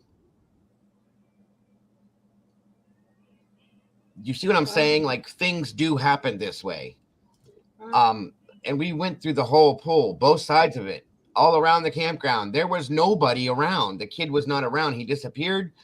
Being that it was a swimming area, we went and looked through the pool first. That's what we did. The entire pool area was searched completely. Then next morning, he was in the pool. I'll find the article and I will pull it up and show you guys one of these days. It did happen, folks. So these things, this is why my mind goes to these things, because I've seen it. There were dogs brought in for this. Did they go to, they didn't go, they would have smelled her body if she was, even if she was in the reeds, they would have smelled that, right or wrong. I would think so. That's what they're trained for. They would have went to it. They didn't. Yeah. I don't understand, guys. None of it makes sense to me. It doesn't. Just being honest. Yeah.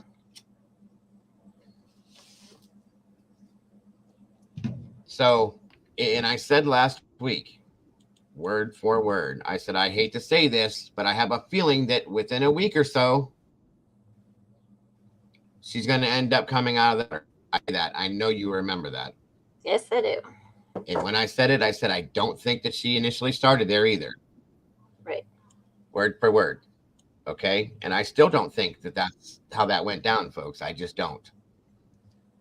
But we can't guess on anything because we don't have anything to guess on. So we have to wait and see what happens. And when we get the autopsy, if we get the autopsy results, I should say, that's gonna tell a story by itself. Body smell is bad. It is. And here's the thing, and that's a good point, Lance, because if she was not under the water, then her body was not contained in that water, which in turn would mean that her body was not being preserved from the water as it should be. So there should have been, sadly, a smell. Mm-hmm. Nobody talked about a smell. The dogs didn't smell anything, did they? No. So in turn, that tells me, for whatever reason, and if I'm wrong, folks, I promise you, I will very gladly say, I'm sorry, I was wrong. But if I don't feel like I am, I feel like she went into the water after the fact. I'm sorry, but I do. And I can't let that go. I just can't. I have the same feeling that I had with Kylie's case. I don't feel that she went into the water the night that she disappeared. Yeah. Because it just, none of the pieces don't fit together, guys. They just don't. Liza says, Dago, then you think that yes, ma'am, I absolutely do. I absolutely do.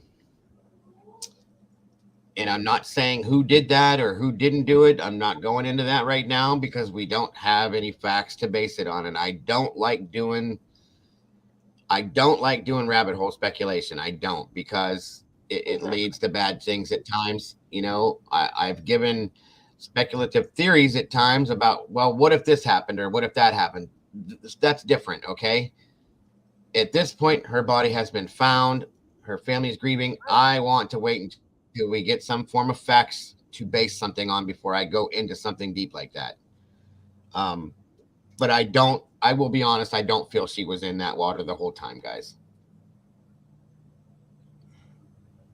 Richard Howard says Nicola filmed being pulled out of the river. Okay, so there was somebody in here earlier that, okay, Richard, explain that, sir. So she wasn't in the reeds, she was in the water. See, the picture I saw, they showed that they had a rescue rope tied across from one side of the lake or the river to the other, and that they had to bring the dive team in to go get her, which is why I did not understand when they're saying that she was found in reeds. As we're still looking at on the screen. I don't understand this. Grandma Bunny says she may only recently been dislodged and only a tiny part was above the water when dog walkers caught it. Well, listen though, Grandma, understand something. There are dogs that can smell down into 6 feet of water. Cadaver dogs can smell underwater. At least the ones here in the States can. I know that for a fact because I've worked with them. No, Pink, she wouldn't have been floating for the entire 23 days, no. No, because there would have been a smell a long time ago and somebody had to have seen that, period. There's been, like, there were so many people that weren't even supposed to be there because police didn't cordon the area off and keep it separated. But there were so many people that weren't supposed to be there and people that were supposed to be there that were walking around that area the whole time, the whole 2 weeks, guys, 3 weeks, I should say. And nobody saw anything. Red, you're exactly right. Oils, etc., come off of the body to the top of the water, which good dogs would have picked up on. Exactly. That's assuming they was good, which there is no way of knowing. Exactly. Dogs are smart. Well, they're trained that way, Lance. They're trained to smell. Cadaver dogs are trained to smell that smell underwater, in the ground. They can go up to a perfectly level ground. If somebody had buried somebody and smell through the ground, they can smell that. I believe it's 6 feet underground as well. I'll have to double check that stat and give it to you guys correctly, but I believe it's either 3 or 6 feet underground they can smell. It is what it is. So that didn't happen. Okay. In my opinion, that woman was not there.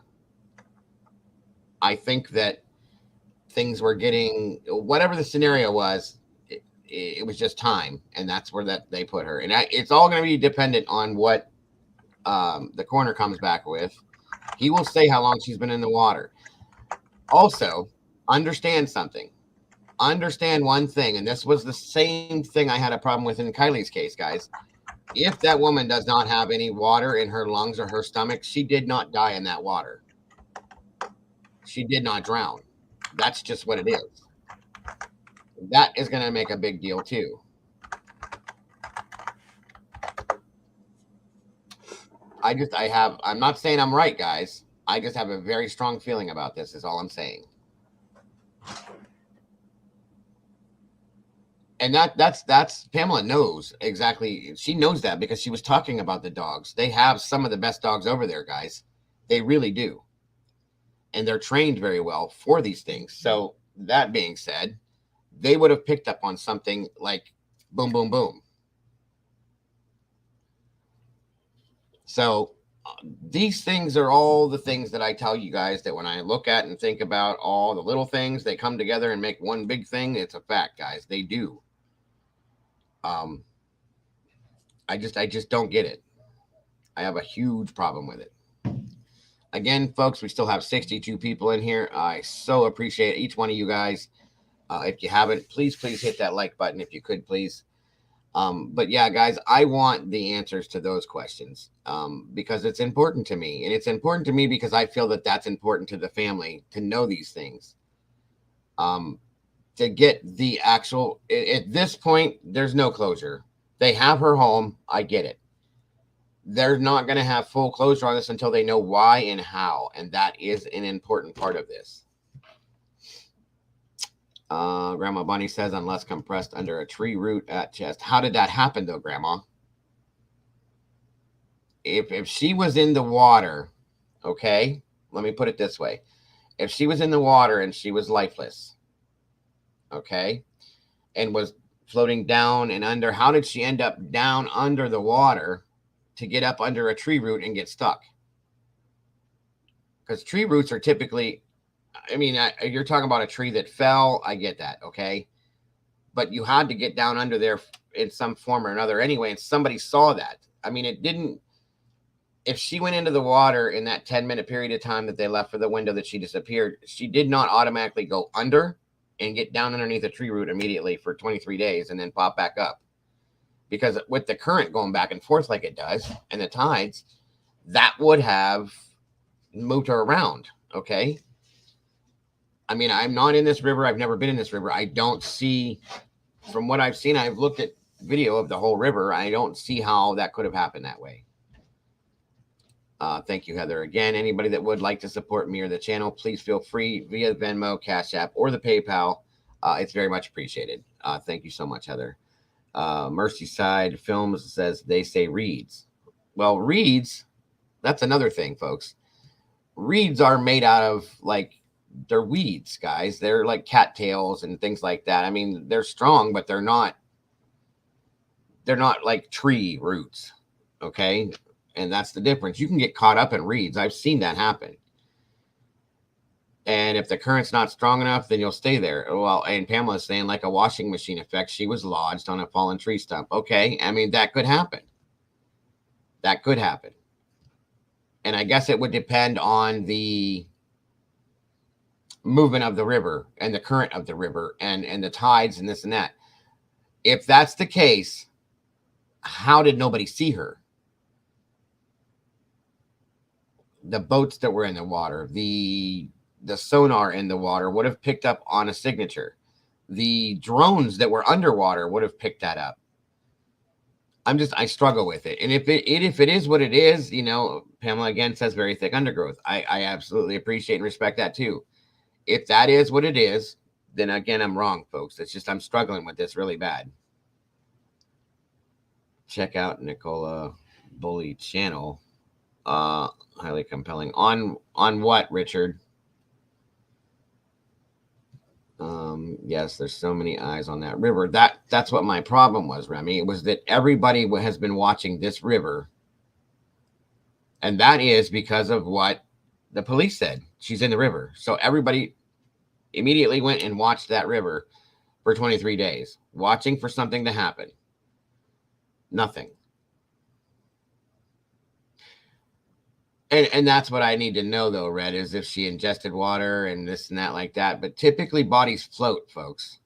Typically, okay? They don't sink.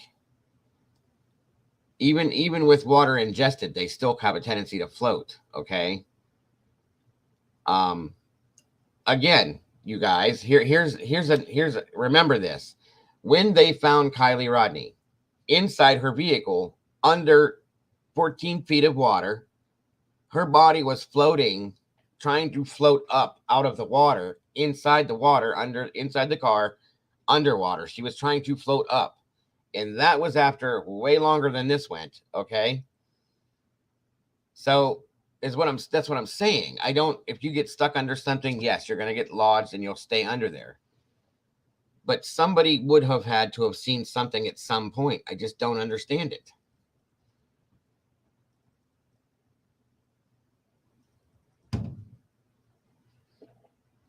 Because of the gases. That's exactly it right there, Red. You found it, Mama Bear? What did you found it? The Nicola Bulley YouTube page Richard was talking about. Oh, okay. What is it? Just Nicola Bulley? It's a Nicola Bulley case.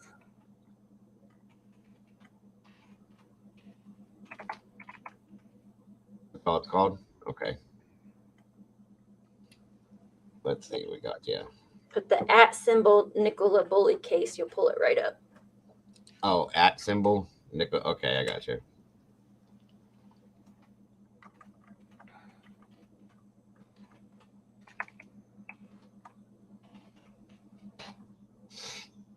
Does it have a picture of a 23 on the bench? Nope, wrong one. What I got, 1 second, let me try it again. It has a picture of Paul and the guy in a... Oh, yeah, the bald guy. Yeah. Okay, that's the right one then. I got you. Sorry. There's the 23. I see it now. Okay, so different view of River Bench BBC. Okay, so what should we? What's up? Good to see you too, Lori. Thank you for joining us today. Hey guys. Oh, okay, Christy. Thank you. Well, there now I can pull it up that way. Absolutely, but I appreciate that. So, let's see, Miss Pamela. I shall wait for confirmation on her death in PM. Okay, absolutely. No, absolutely. And that at that point, that's when everything is going to be where we can get facts, in my opinion. At least that point of it. You wanted every house she'd searched not long after she found. Right. I remember that transporter.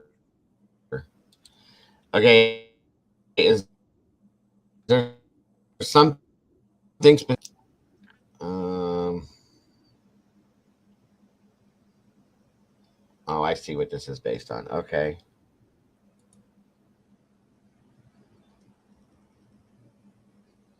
Different view of the river bench. All right.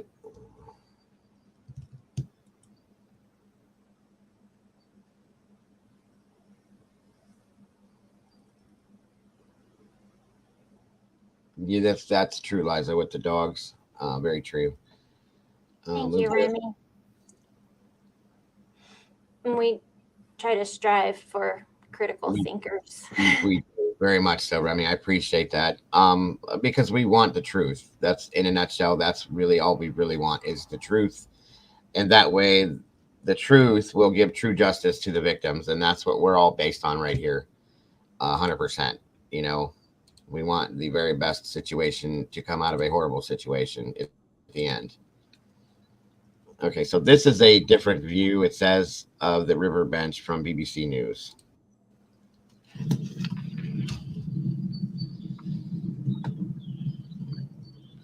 And that makes sense, Lena, but Willow was 100% bone dry.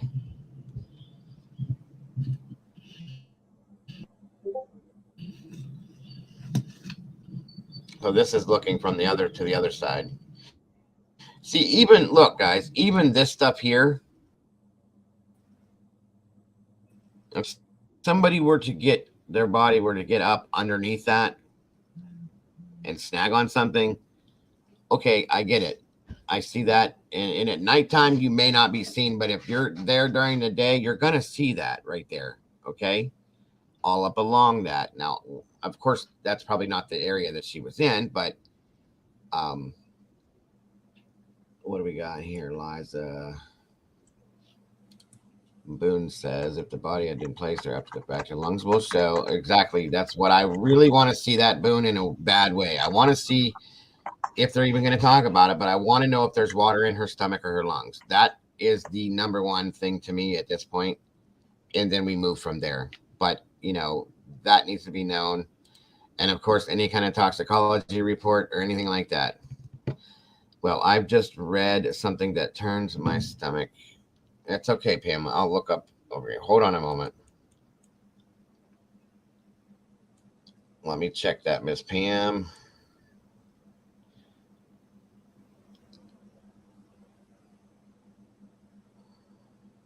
That's not good, Pam.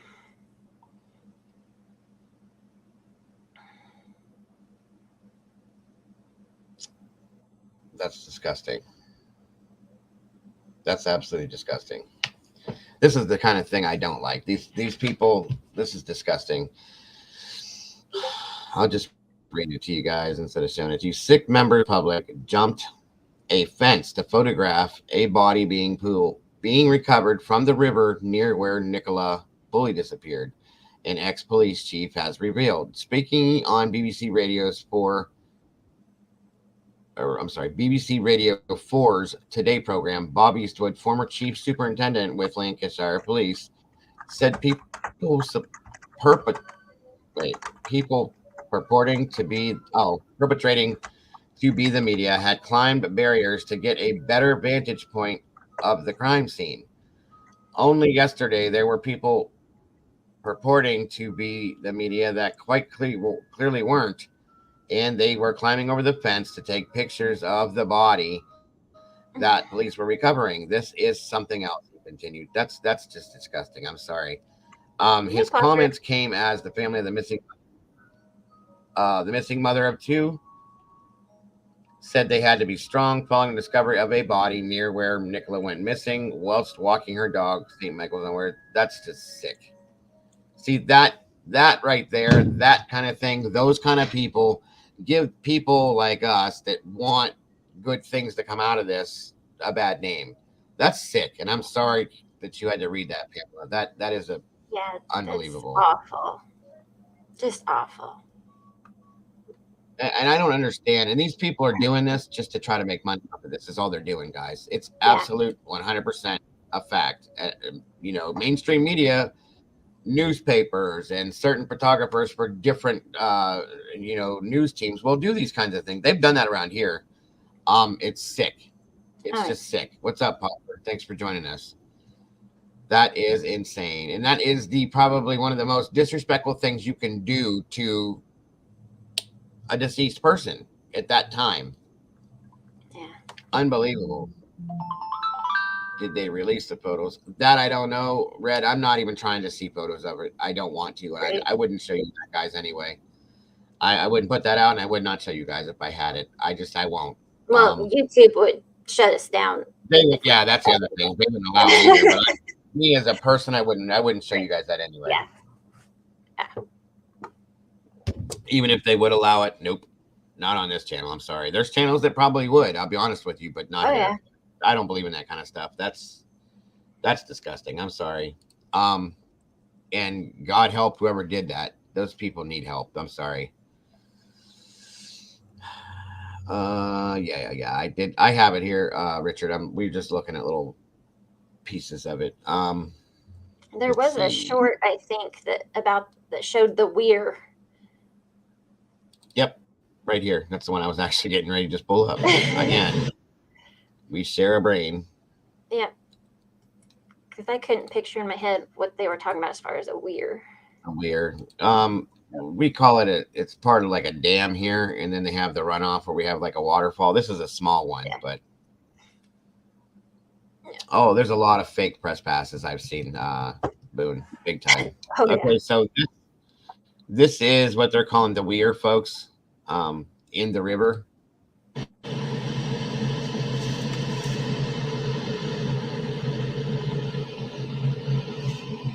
I don't know the point in this. I don't know if it's some form of a dam to slow the water down, possibly, or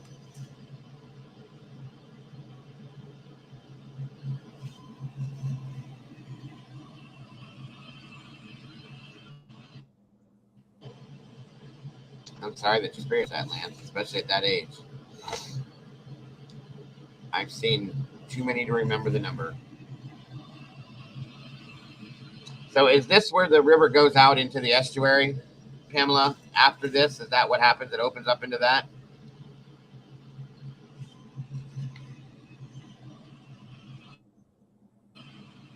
So would the WYRE be before or after? No, I know what you're saying. So is the WYRE before or after where she fell into the water? I believe it was quite a ways after, to be honest with you. What are we talking about here, Mr. Richard? Back up a little bit more. Let me see your last comment. It's called the Nicola Bulley channel. He created it on the day Nicola Bulley went missing. Watched on YouTube this morning. Oh, okay. Who created this, Richard?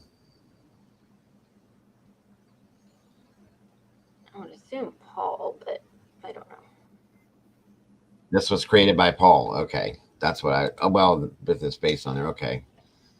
Okay. Like Amy said, this is after where she went in. So that's what I figured as much too. And is this where it, after this, does it open up into the estuary? Do you guys know that or not? Could all be the disturbance of searching, keeping a body down. I say no, the searching would have been dislodged her. I think she could have been put upstream after the search was over. Green eyes. And by the way, if I didn't say well, guys, I just saw you. Where did you go? Quit running from me. Sit still, green eyes. Again, folks, thank you guys so much for joining us today. So very much. Miles down, yes. No, I'm a nurse in a long care. Okay. I don't know the guy's name. Oh, I got you, Richard. Okay. Vic's logic. I guess it's highlighting now how difficult Nikki's body would have to get over it, although high tide may dictate otherwise. Well, here's the thing with this thing, guys.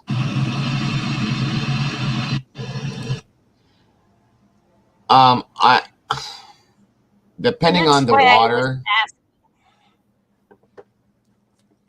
Oh, if she got over it, yeah. Because somebody had mentioned going over and then coming back, and I was like, well. Yes. I'm very lucky to have who I have in here. I have Pamela, Green Eyes. I have a couple of nurses in here. I mean, I'm, me being a firefighter medic. I mean, we have enough people to know what certain things are and be able to look for certain things. That's what I'm saying. I have a great team of people in here. I really do. And that's why I'm saying it's the estuary. The estuary is just before Morecambe Bay, which they did search that as well. Okay. But they found her only a mile down from where she went in, which is way before this, I believe. And I heard something somewhere said half a mile. So I would say half a mile to a mile. So she never went over the WYRE, right? She couldn't have. She could not have gone over the WYRE if she was found before the WYRE, because she couldn't have got back up over that. Even with the current or the tide, she could not have been pushed back up over that. So when it's high tide, the water doesn't go, you can still see the... I mean, I'm not sure, Miss Pamela. When it's high tide, where this WYRE right here, okay, this dam I call it, but when it's high tide, does the water level off above this to where it would just float evenly over it, or does it stay like this all the time? Because there's another problem I have. If she went past this, if she'd have never came back over it, I don't think. Unless the water it's like a very mini waterfall, right? So she'd have never made it back over that, going back the other direction. Correct, Pamela?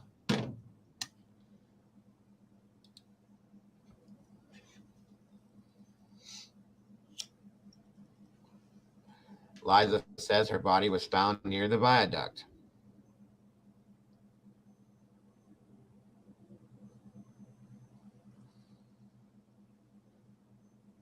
Merseyside says that the WYRE is a couple of feet away from the bench. Okay. So she was found past it. Okay. All right, I'm pulling up Google Maps.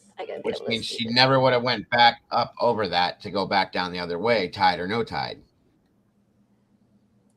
Only a wave could pick her up enough. Well, they don't have waves in a river, and that's not a, whitewater river. Yes, correct. Yes. Okay. So she went over that and never went back. I got you. Okay. Yeah, I was going to say, I didn't realize that, but so many people walked that river, Miss Amy. So many people walked that river oohing for her. The public didn't take their eyes off the river on their dog walks. Crazy how nobody's seen her. That's kind of my point, Amy. It really is. We were called today at 11:36 to report of a body in the river We're close to Rockcliffe Road. Wait, what? What are you talking about there, Liza?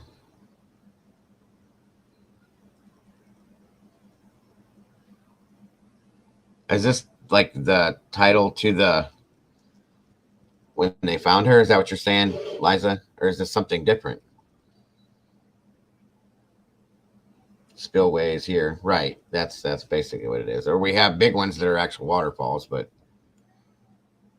I'm surrounded actually in it. My town is surrounded by them. That was just his report. She was okay, got you. Thank you. I was like, wait, is there another one? Good God. Could someone have tied something to the body to keep it from floating up? Yeah. I mean, realistically, but I don't think there was. Yeah. I think that would have been reported like immediately. Is WYRE like WYRE? Is it WYRE or WYRE? If I'm saying it wrong, please correct me, guys. I don't want to insult anything from your country over there at all. 1 hour and 20 minutes for okay. I gotcha. All right. So there's that. Let me back up and pick on. Well, that's kind of interesting to say. I think that is saying that. Well, I'll just let it be what it is. Life on WYRE. As I said today, I'm almost feeling a little bit numb today. 2 weeks on, but we still have that hope that today will bring something. We can bring those girls home to Paul and bring Nicky home. He can't crumble as well when Mum is missing. Paul's got to remain very strong for them. But he's taking each day as it comes. Obviously, we're keeping normality. The children at school. To Paul had downtime to sadly think and reflect on what's going on. Right. Okay. Are you happy with the police investigation, the way it's going? To comment on the efforts that the police and like Peter are doing. I mean, it was obviously Peter cemented the work that the police have done and confirmed that she's not in the river from the bench to the weir. Just need a different line of inquiry to give them something that they can go on and bring Nicky home. Life is on WYRE. As I said today, I'm almost feeling a little bit numb today. I think the point that whoever made the video was that her eyelashes were absolutely perfect. And it didn't look like she had shed a tear. So I think that's what that was about, in my opinion.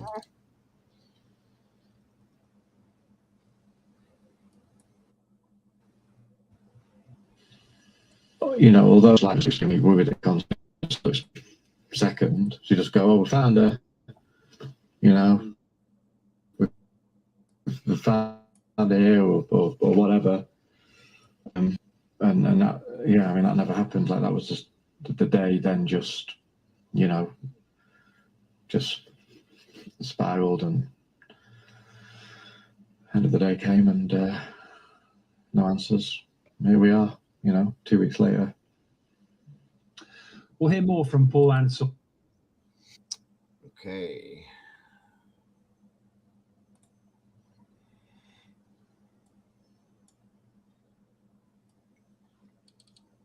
Let's see what this is here.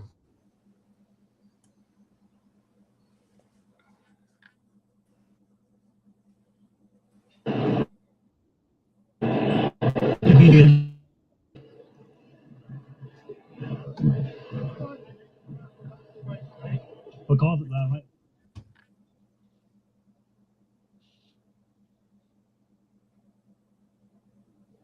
Where'd the volume go? Or did he mute it? He must have.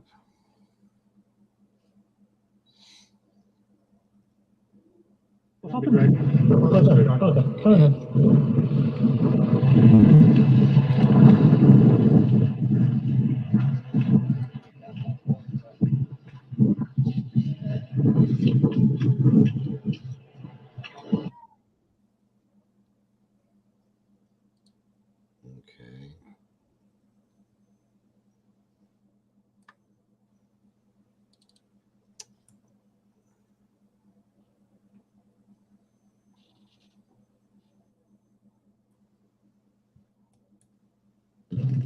So everybody, pay very close attention to this guy, the Asian guy.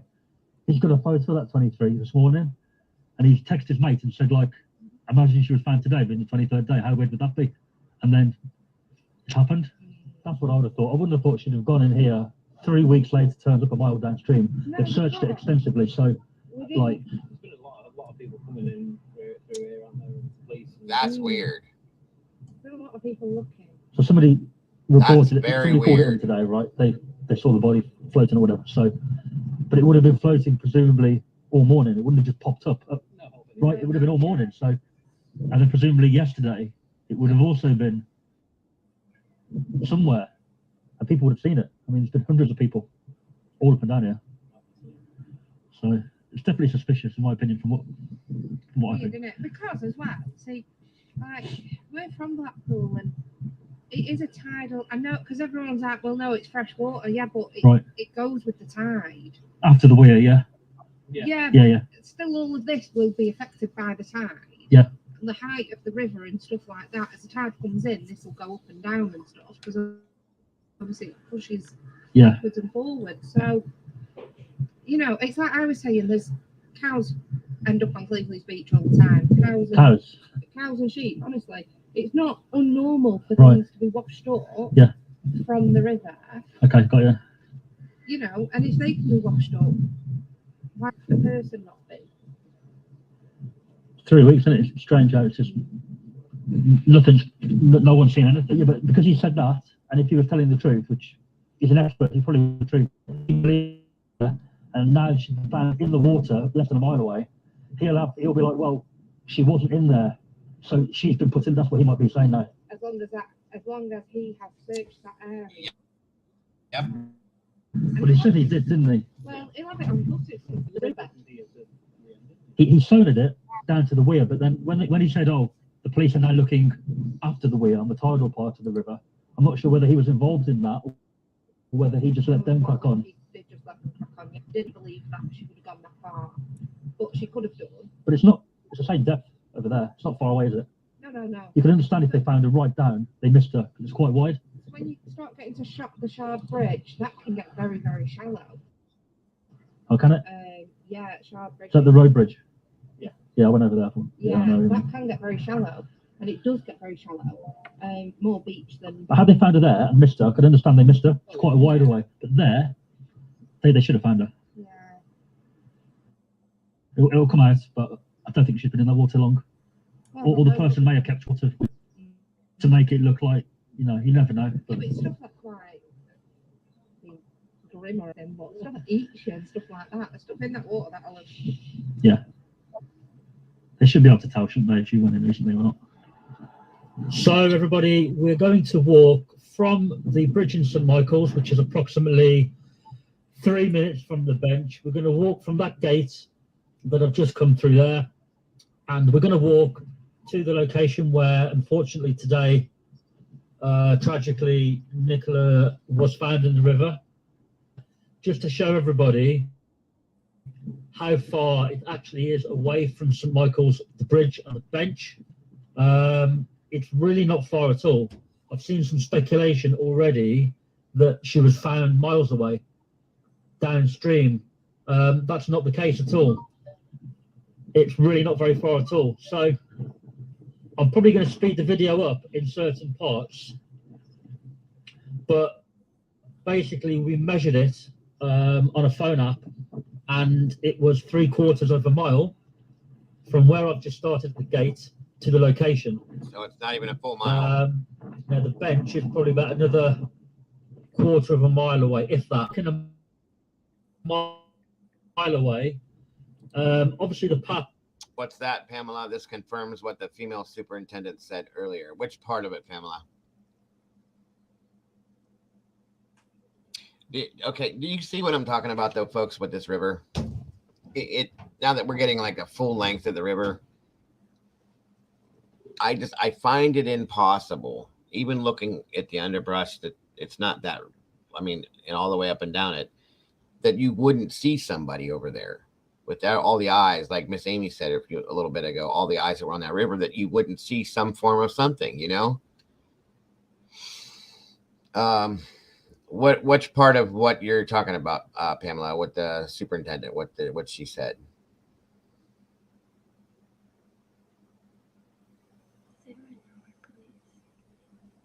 Does anyone know where police present every day along the river for 23 days? All the crime shows are a result of the public being lied to so often. That's true in a lot of senses, Boone. That's absolutely correct. I honestly can't think of a scenario that all those resources could have missed her in there, but that's what I'm saying, Red. It doesn't make sense. They used a lot of resources for this. They put a lot of people into this. There was multiple types of divers doing this. There were dogs, guys, cadaver dogs. There was regular dogs. There was they had people. The Lancashire Fire and Rescue, Boland Penny Mountain Rescue, Northwest Underwater Search Team, and I'm not sure who all else. Those are the only 3 I was able to catch. There were multiple agencies, multiple resources. Richard keeps saying, don't forget the 1 hour and 20 minutes forgotten timeline. What is that? What is he kept talking about with that? I don't know what the Did they clear the whole area of being a crime scene? There was never a crime scene, Boone. That's the problem. Right. There was never a crime scene. There was never anything cordoned off, clear, nothing. That's the number one mistake that they made, in my opinion. Okay. Debs is saying, by the way, Debs lives over the pond too, guys. I swear that our subscriber list is more people from the UK than Americans now, which is cool with me. That's awesome. It is. I remember her from her pictures when she was smiling, happy, and beautiful. And that's awesome, April. Yeah. I just keep the film. Okay, I got you, Richard. Sorry. I'm gonna need to cut out in about 10 minutes. So. Oh, okay. No worries. I understand. It is too. Yeah, absolutely. Absolutely. Thank you for joining me today once again, my dear. I appreciate you as always. No problem. And I'll see you guys all. That's how long it took me. Tomorrow. That's how long it took. I am going to be live tonight with part 6 of my series, guys. True crime, true stories in Hollywood. So I will be here for that. But I'll talk about that here at the end. Of course, no worries. I'll probably be by myself tonight, folks. All lonely by myself, but that's okay. Have a great day, Mama Bear. I'm sure we'll see you back in the chat when you get back in. But either way, thank you once again for everything you do. You're welcome. Bye, guys. All right. Bye-bye. All right, guys. Let me finish this here. Follows the river the most. There's a couple of tight bends where the path doesn't follow the river, but more or less it follows the river. So if we call it a mile, and most of that is after the weir. There's only a small portion from the bench to the weir. Really, honestly, it's a very short to the weir. So if we say from there to where it was found is pretty much a mile of water, that's fairly accurate. Now, in my opinion, that's not far. That's not far for 3 weeks worth. And bearing in mind, they've searched it extensively. They started after the weir and they worked downstream, as you know. So in my opinion, she was put in that river last night to make it look like that's what happened initially. We're going to also on video is where she was found. There's a tree in the water. There's like a tree growing on the bank, and there's actually a place where, like a hole in the tree, where essentially you could put something down there from the bank, and it would stay there, and it would look like it's just been trapped, coming around the bend in the water. I'm going to show you guys that when we get there. Okay. The other thing to note here is the road. This place where she's been found is the only place along that river, really, where the road goes right up to the river. Thanks for joining us, Linda. Because I actually drove that road the first time I came up here, and I drove that road to get down to the estuary to try and film the divers going in the estuary. Now, I never managed to get to find any divers. I couldn't see any at all. However, I drove past that exact location. I got you. And as you'll see when we get there, there's a very steep bank up from the road. Thank you, Miss Linda. I appreciate that. And thank you for joining us. And it drops straight down to the water. It's quite isolated there. It's very hidden due to the bank.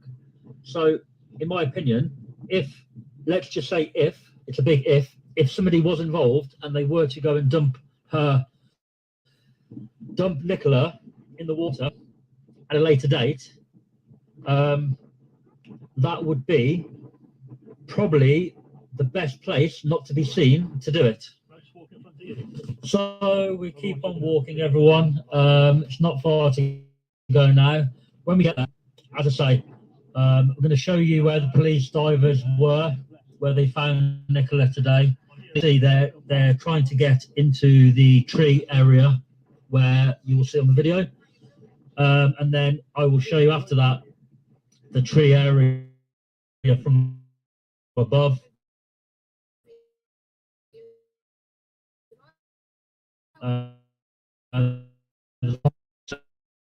Isolate how well hidden that part of the road is, and it's actually the only. Obviously, I don't want to speculate too much, but I'm sure people are already. So another thing that you'll see on the video that I may not have time to mention when it pops up is on the way back. To be fair, it's probably not far away from where we are now on the right-hand side, but on the way back, I came across two little old canoes in the corner of the field. Now, it just seems a little strange. They're not tied up. There's no real farm nearby or building or anything nearby, to be fair. They're just there, very close to the river edge. About a 5-minute walk from where Nicola was found. It's just very strange. It's very odd and convenient almost. The police, another thing that shocked me is the police have not looked at that, and they have not treated it in my eyes as suspicious yet, because they haven't sealed the area off. And as you'll see when we get there, literally the area where Nicola was found today is completely open to the public. You know, if we wanted to, we could go in the river right where she was, and I don't think that's correct. I think the police should be looking at the whole riverbank all the way along there, forensically, for anything. That's my opinion. And they're not, and they haven't.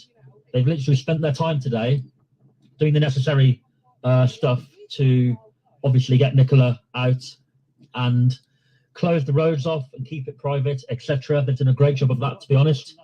But I don't understand why they haven't scanned the nearby area for that. Because in my opinion, if somebody has, if it turns out on the post-mortem that she hadn't been in the water that long, the police are going to backtrack. The police are going to be going down there, scanning the area. They're going to be checking CCTV of the house and the farm, which are just up the road from where she was found, for vehicles passing by late or early hours of the morning.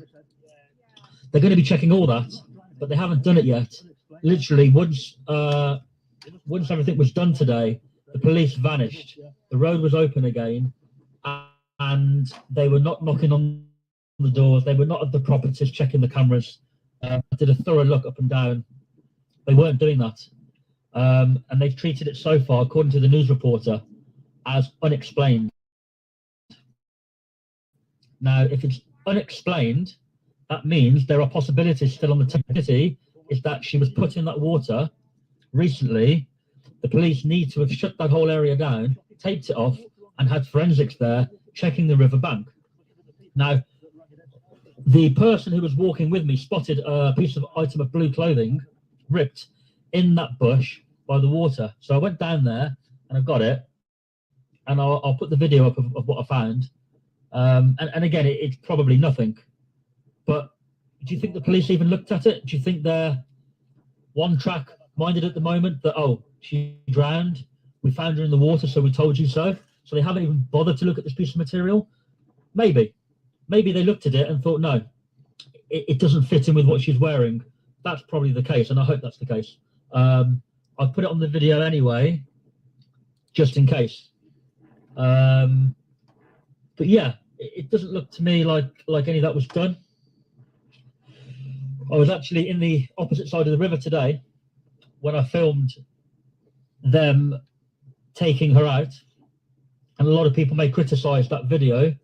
The media were trying to get that video. If I hadn't have got that video, I've no doubt the media would have got it. I was just in the area at the right time, I guess, before the media turned up and before the police shut it down properly. The thing is, I'm doing that to show everybody what happened, and at the time I wasn't aware that it was Nicola. All I could see from where I was is that the police were trying to get into the river. So yeah, anyway, we're nearly there now. It's taken 12 minutes so far, so that works out right. It's about a mile. You can walk a mile in about 15 minutes or so. Because it's very windy, and the volume of the video, had it been up at normal levels, it would have been pretty annoying for you guys. So that's why. So anyway, we're nearly there. When we get there, you'll see everything I've explained, and I shall let you watch the rest of where we're going.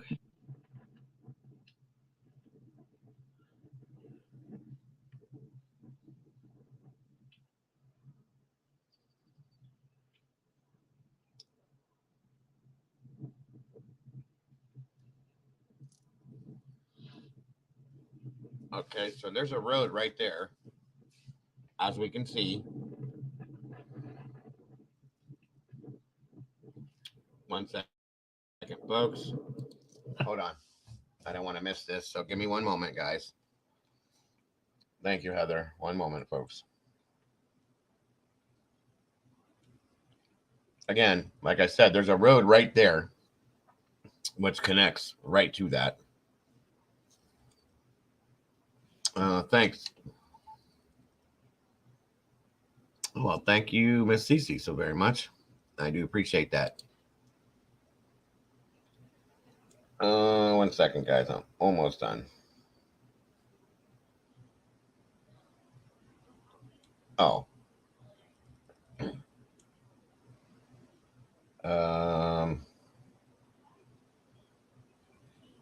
Did you send me something new, Heather?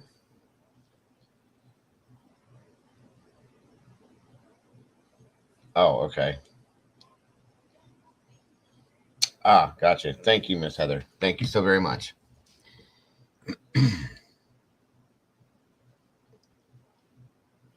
When making this video, it was confirmed to be Nicola, but he states it is Nicola when entering that path. Oh, okay. As you can see, the river bends round here quite tightly. It's not very wide at all.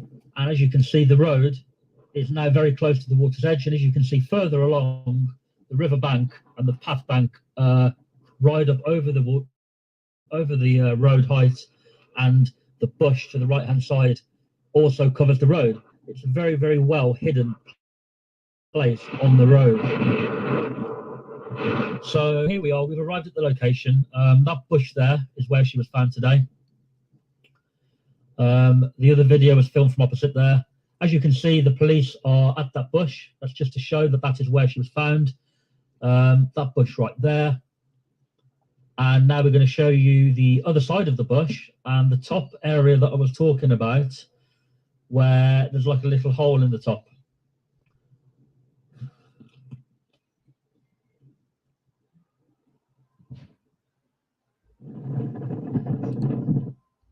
Oh, right there. Hold on. Where there's like a little hole in the top.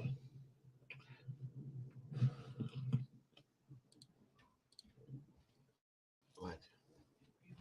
No. Right there is what he's talking about. So I'm taking it that's she was found up under there.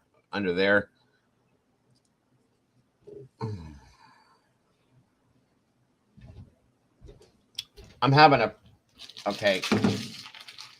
Here's my issue with this, guys. How did she get up under there?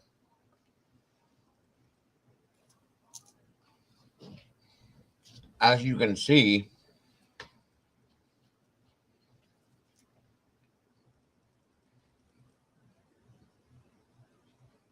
I don't know.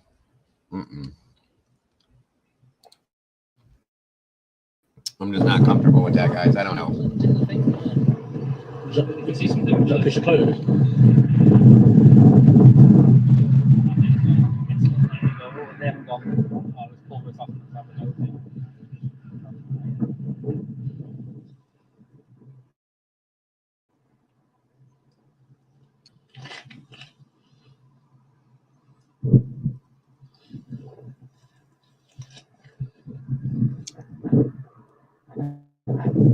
I did not know that.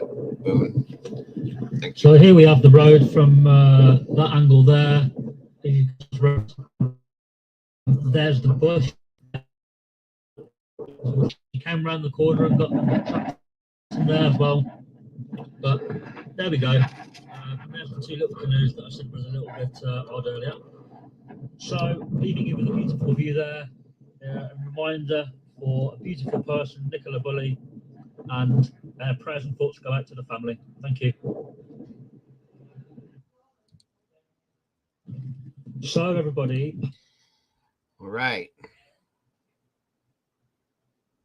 I don't know, folks. I don't know what to think at this point. I mean, I'm not. That would be a good place to put her in easy. This isn't even speculation at this point, folks. I feel like she was put there after the fact. I'm sorry. I believe very strongly that she was put there after the fact, as in the night before that she was found. So I believe she was put there Saturday night. And I still am curious to know what went on Friday night at Inskip. I'd like to know that. Okay. Merseyside Films, no, they haven't, and it will all be confirmed at postmortem. Yes, absolutely. And thank you, Pamela, for keeping us updated with that as well. If she was rolled down in the dark expecting to hit the water, this would be agonizing for the culprit. In some senses, yeah, I agree. It could be. I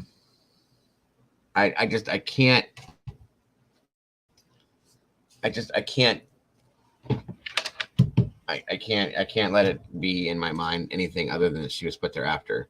She was an amazing swimmer, Liza. That's the thing. That's part of it. Okay.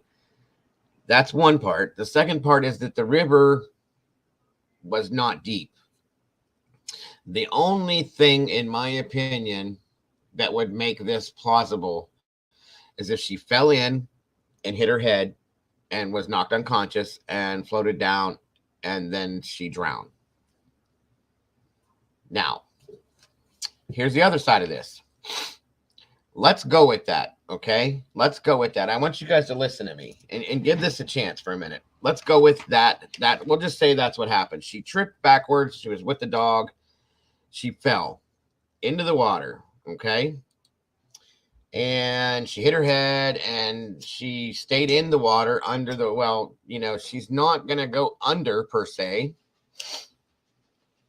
but she's under in the water face down and she drowns. Don't forget that she has this dog with her that is her whole life next to her children.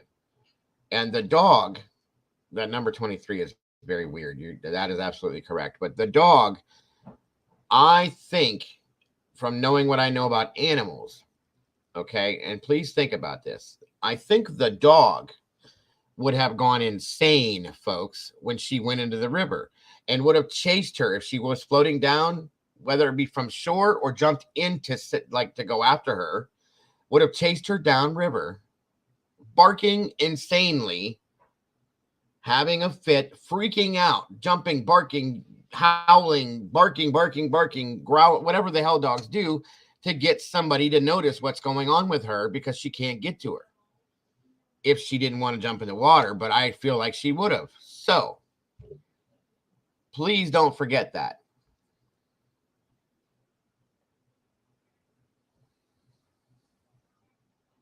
I have not read that, Heather, nor heard that, but it's very plausible.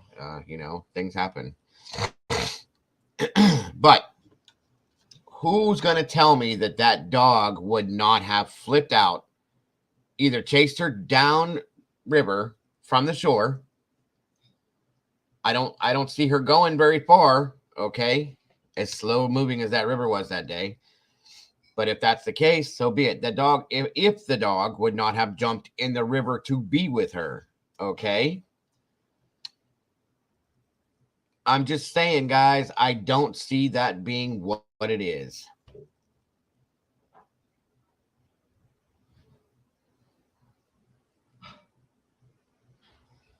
Let's see. Bix is saying that the drowning in the river theory is going to look silly if she got hooked in the branches after being dumped, death unexplained.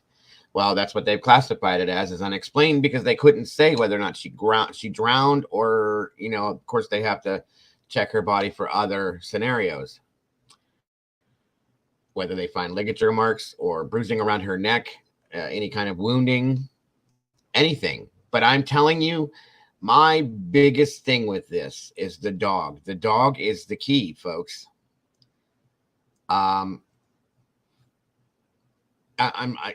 It really is. The dog was just running back and forth between the gate and the bench. Okay? The dog would have jumped in the river after her, or chased her body down river, or let me put it this way. When they got there and they found the dog, okay? Do you not think if that woman would have fallen in the river, that the dog would have been standing at the riverbank barking insanely where she went in, if not to steer, or chasing her above water? I'm saying this, guys. I am absolutely 500% certain that that is exactly what they would have experienced if they'd have came upon that dog at that point, going insane, barking to get people to notice what's going on, or to get to her, okay? There's that first. Let's go to that point first before we go to the fact that nobody saw her for 23 days in the water. There are too many things. There are too many things that don't match up for this to be just a horrible accident. It's not, guys. It is horrible, but it's not an accident, okay? That dog was like one of her children. Everybody that knew her knew that. They knew the dog before her. Exactly, Pamela. And that's what I'm waiting on. The cause of death is going to be based on what the coroner gives. And I pray to God that they have enough to give us something, or to give something that we can go with. I'm just telling you, I have my strong belief on this is that she ended up there as of Saturday night or sooner, and that she did not fall into the river and drown. That's my thought and theory on this. I think the dog, those breeds, guys, are very smart, okay? They use them for herding. They use them for, you know, those types of things. I've even seen, and those, you know, any dog can be made into a rescue dog, but the dog was bone dry, folks. So the dog never went in the water. Not once. Not necessarily, Red. And they may know that. They're just not telling anybody, okay? Welcome, Teresa. Good to see you. Something isn't right here, in my opinion. Was she put there after? Something isn't. And that's the point that we're making. Willow strongly rules out floating there. I think so. And here's what I think would have happened, guys. I think if she'd have went in the water, being the type of dog Willow is, that Willow may have jumped in. The water isn't that deep, and maybe tried to pull her out, or barked around her, floated around her, swam around her, tried to grab a hold of her. And like I said, if she started floating downriver, the dog would have followed on the riverbank, barking her mind away, barking like crazy, insanely. And it didn't happen. That didn't happen, okay? That's the problem. So that's the first red flag. The second red flag is that nobody has seen her for 23 days. Well, I mean, that's true too, Pamela, but at the same time, people do dumb things to try to avoid, prosecution, of course, but I just don't understand. I don't understand. Okay, let me ask this. If you knew, Pamela, if you happen to know this, but Friday night there was police presence in the Inskip area, you had said, but Saturday night, do you know if there was still a heavy police, or were they, a heavy police presence in the river area here, where there's still helicopters flying around? I mean, somebody can be quick. You pull up, you grab the body, you roll it down the hill, and you drive off. You know what I'm saying? People will do crazy things to avoid being caught. And if somebody felt that they were getting close to figuring something else out, it's time to move. You know what I'm saying? That's all I'm saying. But she could have been there for more than just Saturday or a couple of days. She got up under that she could have been very placed up in that area to be hidden kind of out of the way, But I find it hard to believe that people walking that way Thursday and Friday and Saturday didn't see her, but all of a sudden they did Sunday, And there are, let me see, Teresa says yes, and are there any cameras alongside that roadway? It looks like more countryside where she was located. Does anyone know? Police didn't say anything about security cams in press today. No, they didn't say anything, sadly, but it does look like a nice blind spot to pick with the mound along the road. And that's the thing, if it was at night, you have the hill there that will block the car. So, if we go to, where are we at? Right here. I don't see any lighting. Wait, let me back up here. Right about here. The police are at that bush. That's just to show that is where she was found. That bush there.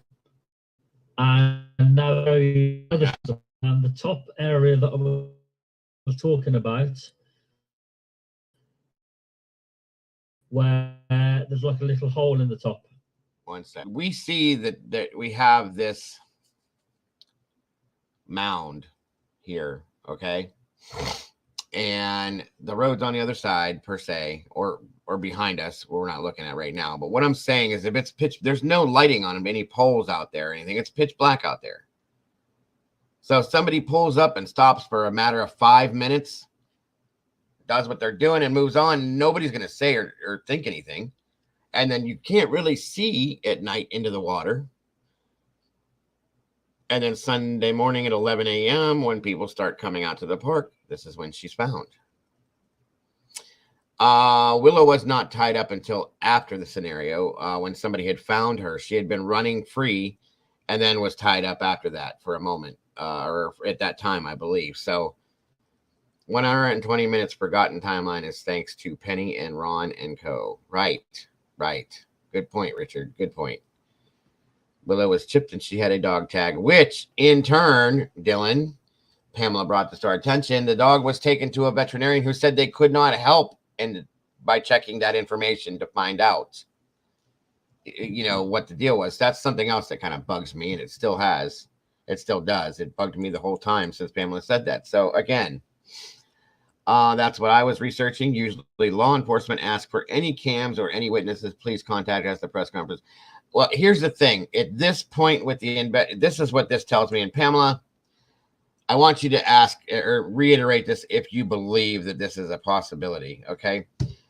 If law enforcement feels like there's something, if they pull up on a scenario and they have a clear-cut explanation as to what happened at that scenario, okay? As a police officer, if you pull up on a scene and you see what happened, you clearly see the scenario, you clearly realize what's going on, you're going to say, this is what happened, this is how. If you pull up on something and you have no clue how this happened, how this person got here in this scenario, in turn, which is why they said death is unexplained at this point, they're not going to put any kind of information out because they don't have any yet. Okay. In turn, that's why I think that's why we got what we got. Law enforcement would instantly know if so. They're not saying, that's what I'm saying, Red. They probably, if they did know immediately, they're not going to tell us until they have a basis to go on. Okay. That's a quiet lane there, Pam, and police may not have been there at that time. Very, very true. Very, very true. And it takes a matter of a couple minutes, guys. People could have been watching police presence. Okay. Multiple people could be watching police presence, to be honest with you, and say, okay, it's clear, go now. Boom, boom, boom, and move along. Or somebody was watching and said, okay, I think I'm safe. I can go do this now, deal with this, and move along and go back to my life. I can see that being what it is. Thank you, Heather. If anybody has any thoughts, theories, opinions, questions, anything, folks, feel free to call me. My number here, again, is 234-703-4047. I'd love to hear from you. If you can, of course. I know a lot of people overseas can't do that, but anybody else, if you feel like you want to put your voice out there, you have anything you want to say, feel free to call me. Again, 234-703-4047. Probably a 4 a.m. dump. Here's another thing to think about, guys, and this has happened here. That's why I'm thinking about this. A lot of people know when the police do shift change, okay, between midnight shift and day turn. That is the perfect time to commit a crime. I don't know what it's like in the UK, but here, shift change is when a lot of crimes have been committed. For the police to do their shift change, they have to go in. They have to go through a report, blah, blah, blah, so on and so forth, and they change it out. So there's a period of time that things are not being policed. If somebody knows what shift change times are, okay, midnight shift is done at 5 a.m. Day turn comes in at 5:15, 5:30. We have this much time to do this. Let's go. Okay. Remember that, folks. There's a lot of little things. Miss Cece, the sweetest lady on the internet, thank you so much for joining me today, ma'am. I will talk to you soon. You have a wonderful day. Thanks for joining us, dear. Police van parked by church could not possibly see that far downstream. That's a fact. She says, no, not here. Shift change times are now overlapped. That's a good thing. I wish we had that here, to be honest with you. But again, you're not going to have a strong police presence at that, probably in that area, like they were saying. But where is the body in the meantime? The body could have been kept. Temperatures have been cold, Vix. Or I'm sorry, who was it that asked that? Liza, I'm sorry. I don't have my glasses on. They could have held the body in water. They could have kept the body in a freezer. They could have just kept the body in the trunk of a car because temperatures have stayed cold. Okay. That could be the reason why at this point the body went into the water, because it was starting to decay. What's up, Miss Donna? To me, this is something that was premeditated 100%, folks. In turn, it had to have been planned to the T on how to do this. And if things started to change, they needed to do something. We don't have a strong police presence anywhere in UK now. We don't have it here either, Pam. I'll be honest with you. We're lacking in a lot of ways out this way. It's sad. No more beat bobbies. We haven't had that for years. So I feel like this is not what they're making us think it is. I feel that I don't think she was in that water for those 23 days. I feel like she was in the water for 28, 40, 24, 48, maybe 72 hours at tops. And that's max, guys. I'm going to go with 24 hours. If even 24 hours, it could have been a matter of 8 to 10 hours based on what time she was put in the water. But I don't believe at all that she was put in that water, or that she went into that water 23 days ago, 24 days ago at this point. And I think that the case will probably close due to police funding. That's sad. That is so sad. We have that problem here too, though. We really do. Thank you, Heather. And that's a fact, Remy. Criminals know that these things are issues right now, okay? And they do what they do. So it's going on all over the place, folks. It really is.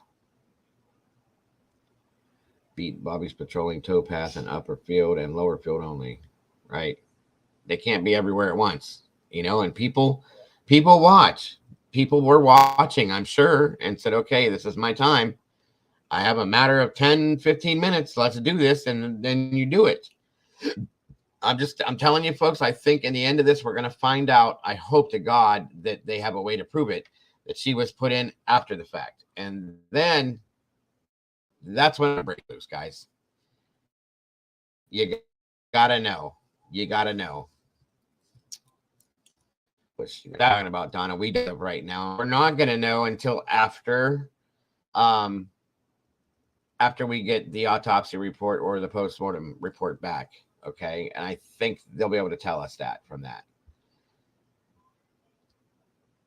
And I agree with you, Lance. I don't want it to have been that she was unalived. I just want it to have been a very horribly sad accident.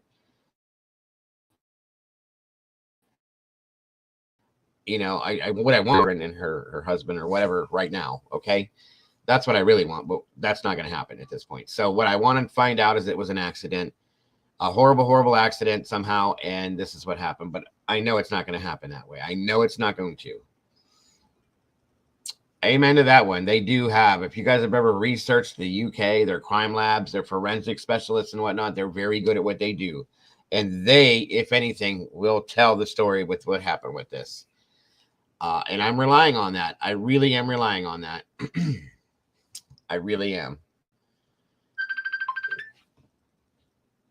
One moment, folks. One moment, please.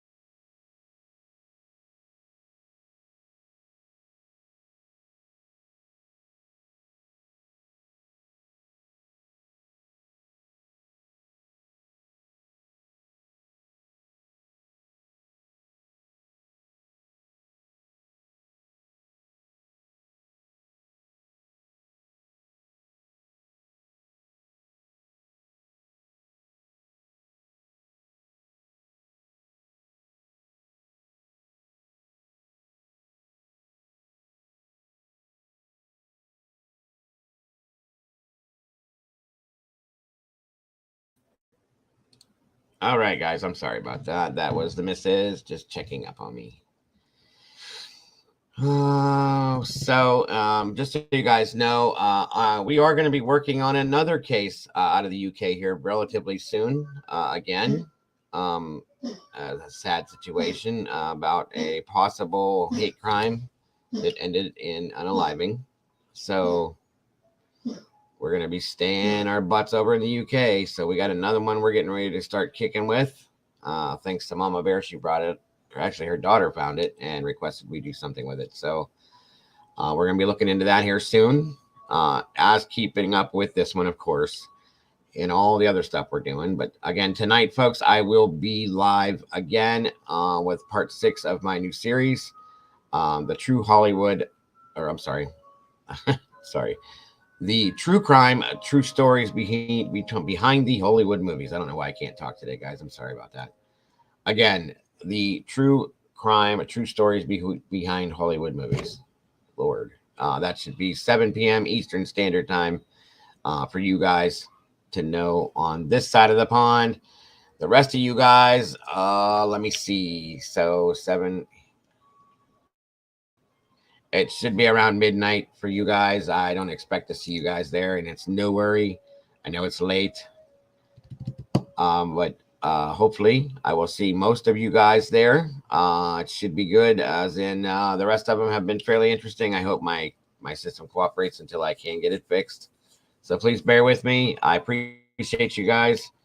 All of you guys, by the way, that have joined us today, I do appreciate you guys more than you know. Okay. I can't express that in a way any harsher any more than you guys can get it. I really appreciate all the new folks, everybody here. Again, guys, anybody that would be willing to or able to donate to support me in the channel right now, I have some parts I got to get for this computer to make it run correctly, and I'm really struggling here with this. Of course, I got to pay the bills too. I found out I need some really important pieces to this computer to keep it running that it doesn't have, surprisingly enough. So if anybody is willing and able to donate to support us at this point, me and the channel, I am so greatly appreciative, because I just don't have it, folks.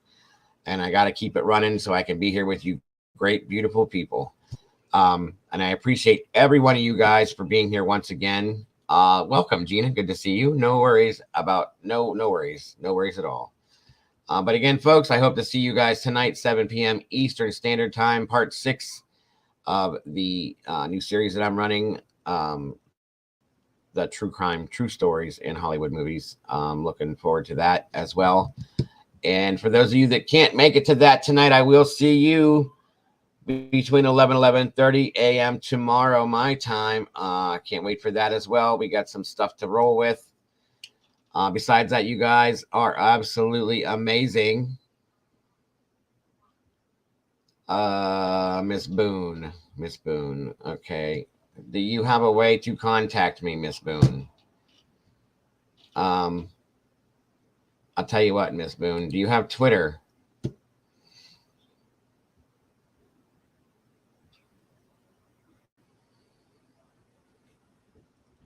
You have Twitter, Boone? Or I tell you what, if you have my email, Ms. Boone, I can talk back and forth with you, and then I'll give you. Okay, email me like as soon as you can when this is over. Of course, you have my email right there. Email me, and I will actually give you a contact number for me to reach me at, and then we can work that out whatever way you want to. Okay. So go ahead and do that, and then we'll go from there. But again, thank you all so much for being here. Everybody that's new, welcome. It is so wonderful to have you as part of the family. I hope to see you all again soon. And we have plenty of room for everybody. So if you know anybody that you think would enjoy being here with us, please bring them with you. Plenty of room, plenty of time to spend with us, guys. Super duper happy to see you all. I am not lying. Moderators, all of you guys, thank you so much. You are amazing. Mama Bear, thanks so much for jumping up here. Richard Howard, thank you for your insight today, sir. Very informative, very helpful, and I'm looking forward to see you again, brother. Everyone here, thank you once again. I love you guys to death. You guys are amazing people. Guys, do not ever change who you are. You're the beautiful people. And don't forget to love yourselves and love each other, because that's all we got right now, folks. Have a great rest of your day, and I will see you soon. Bye-bye, folks.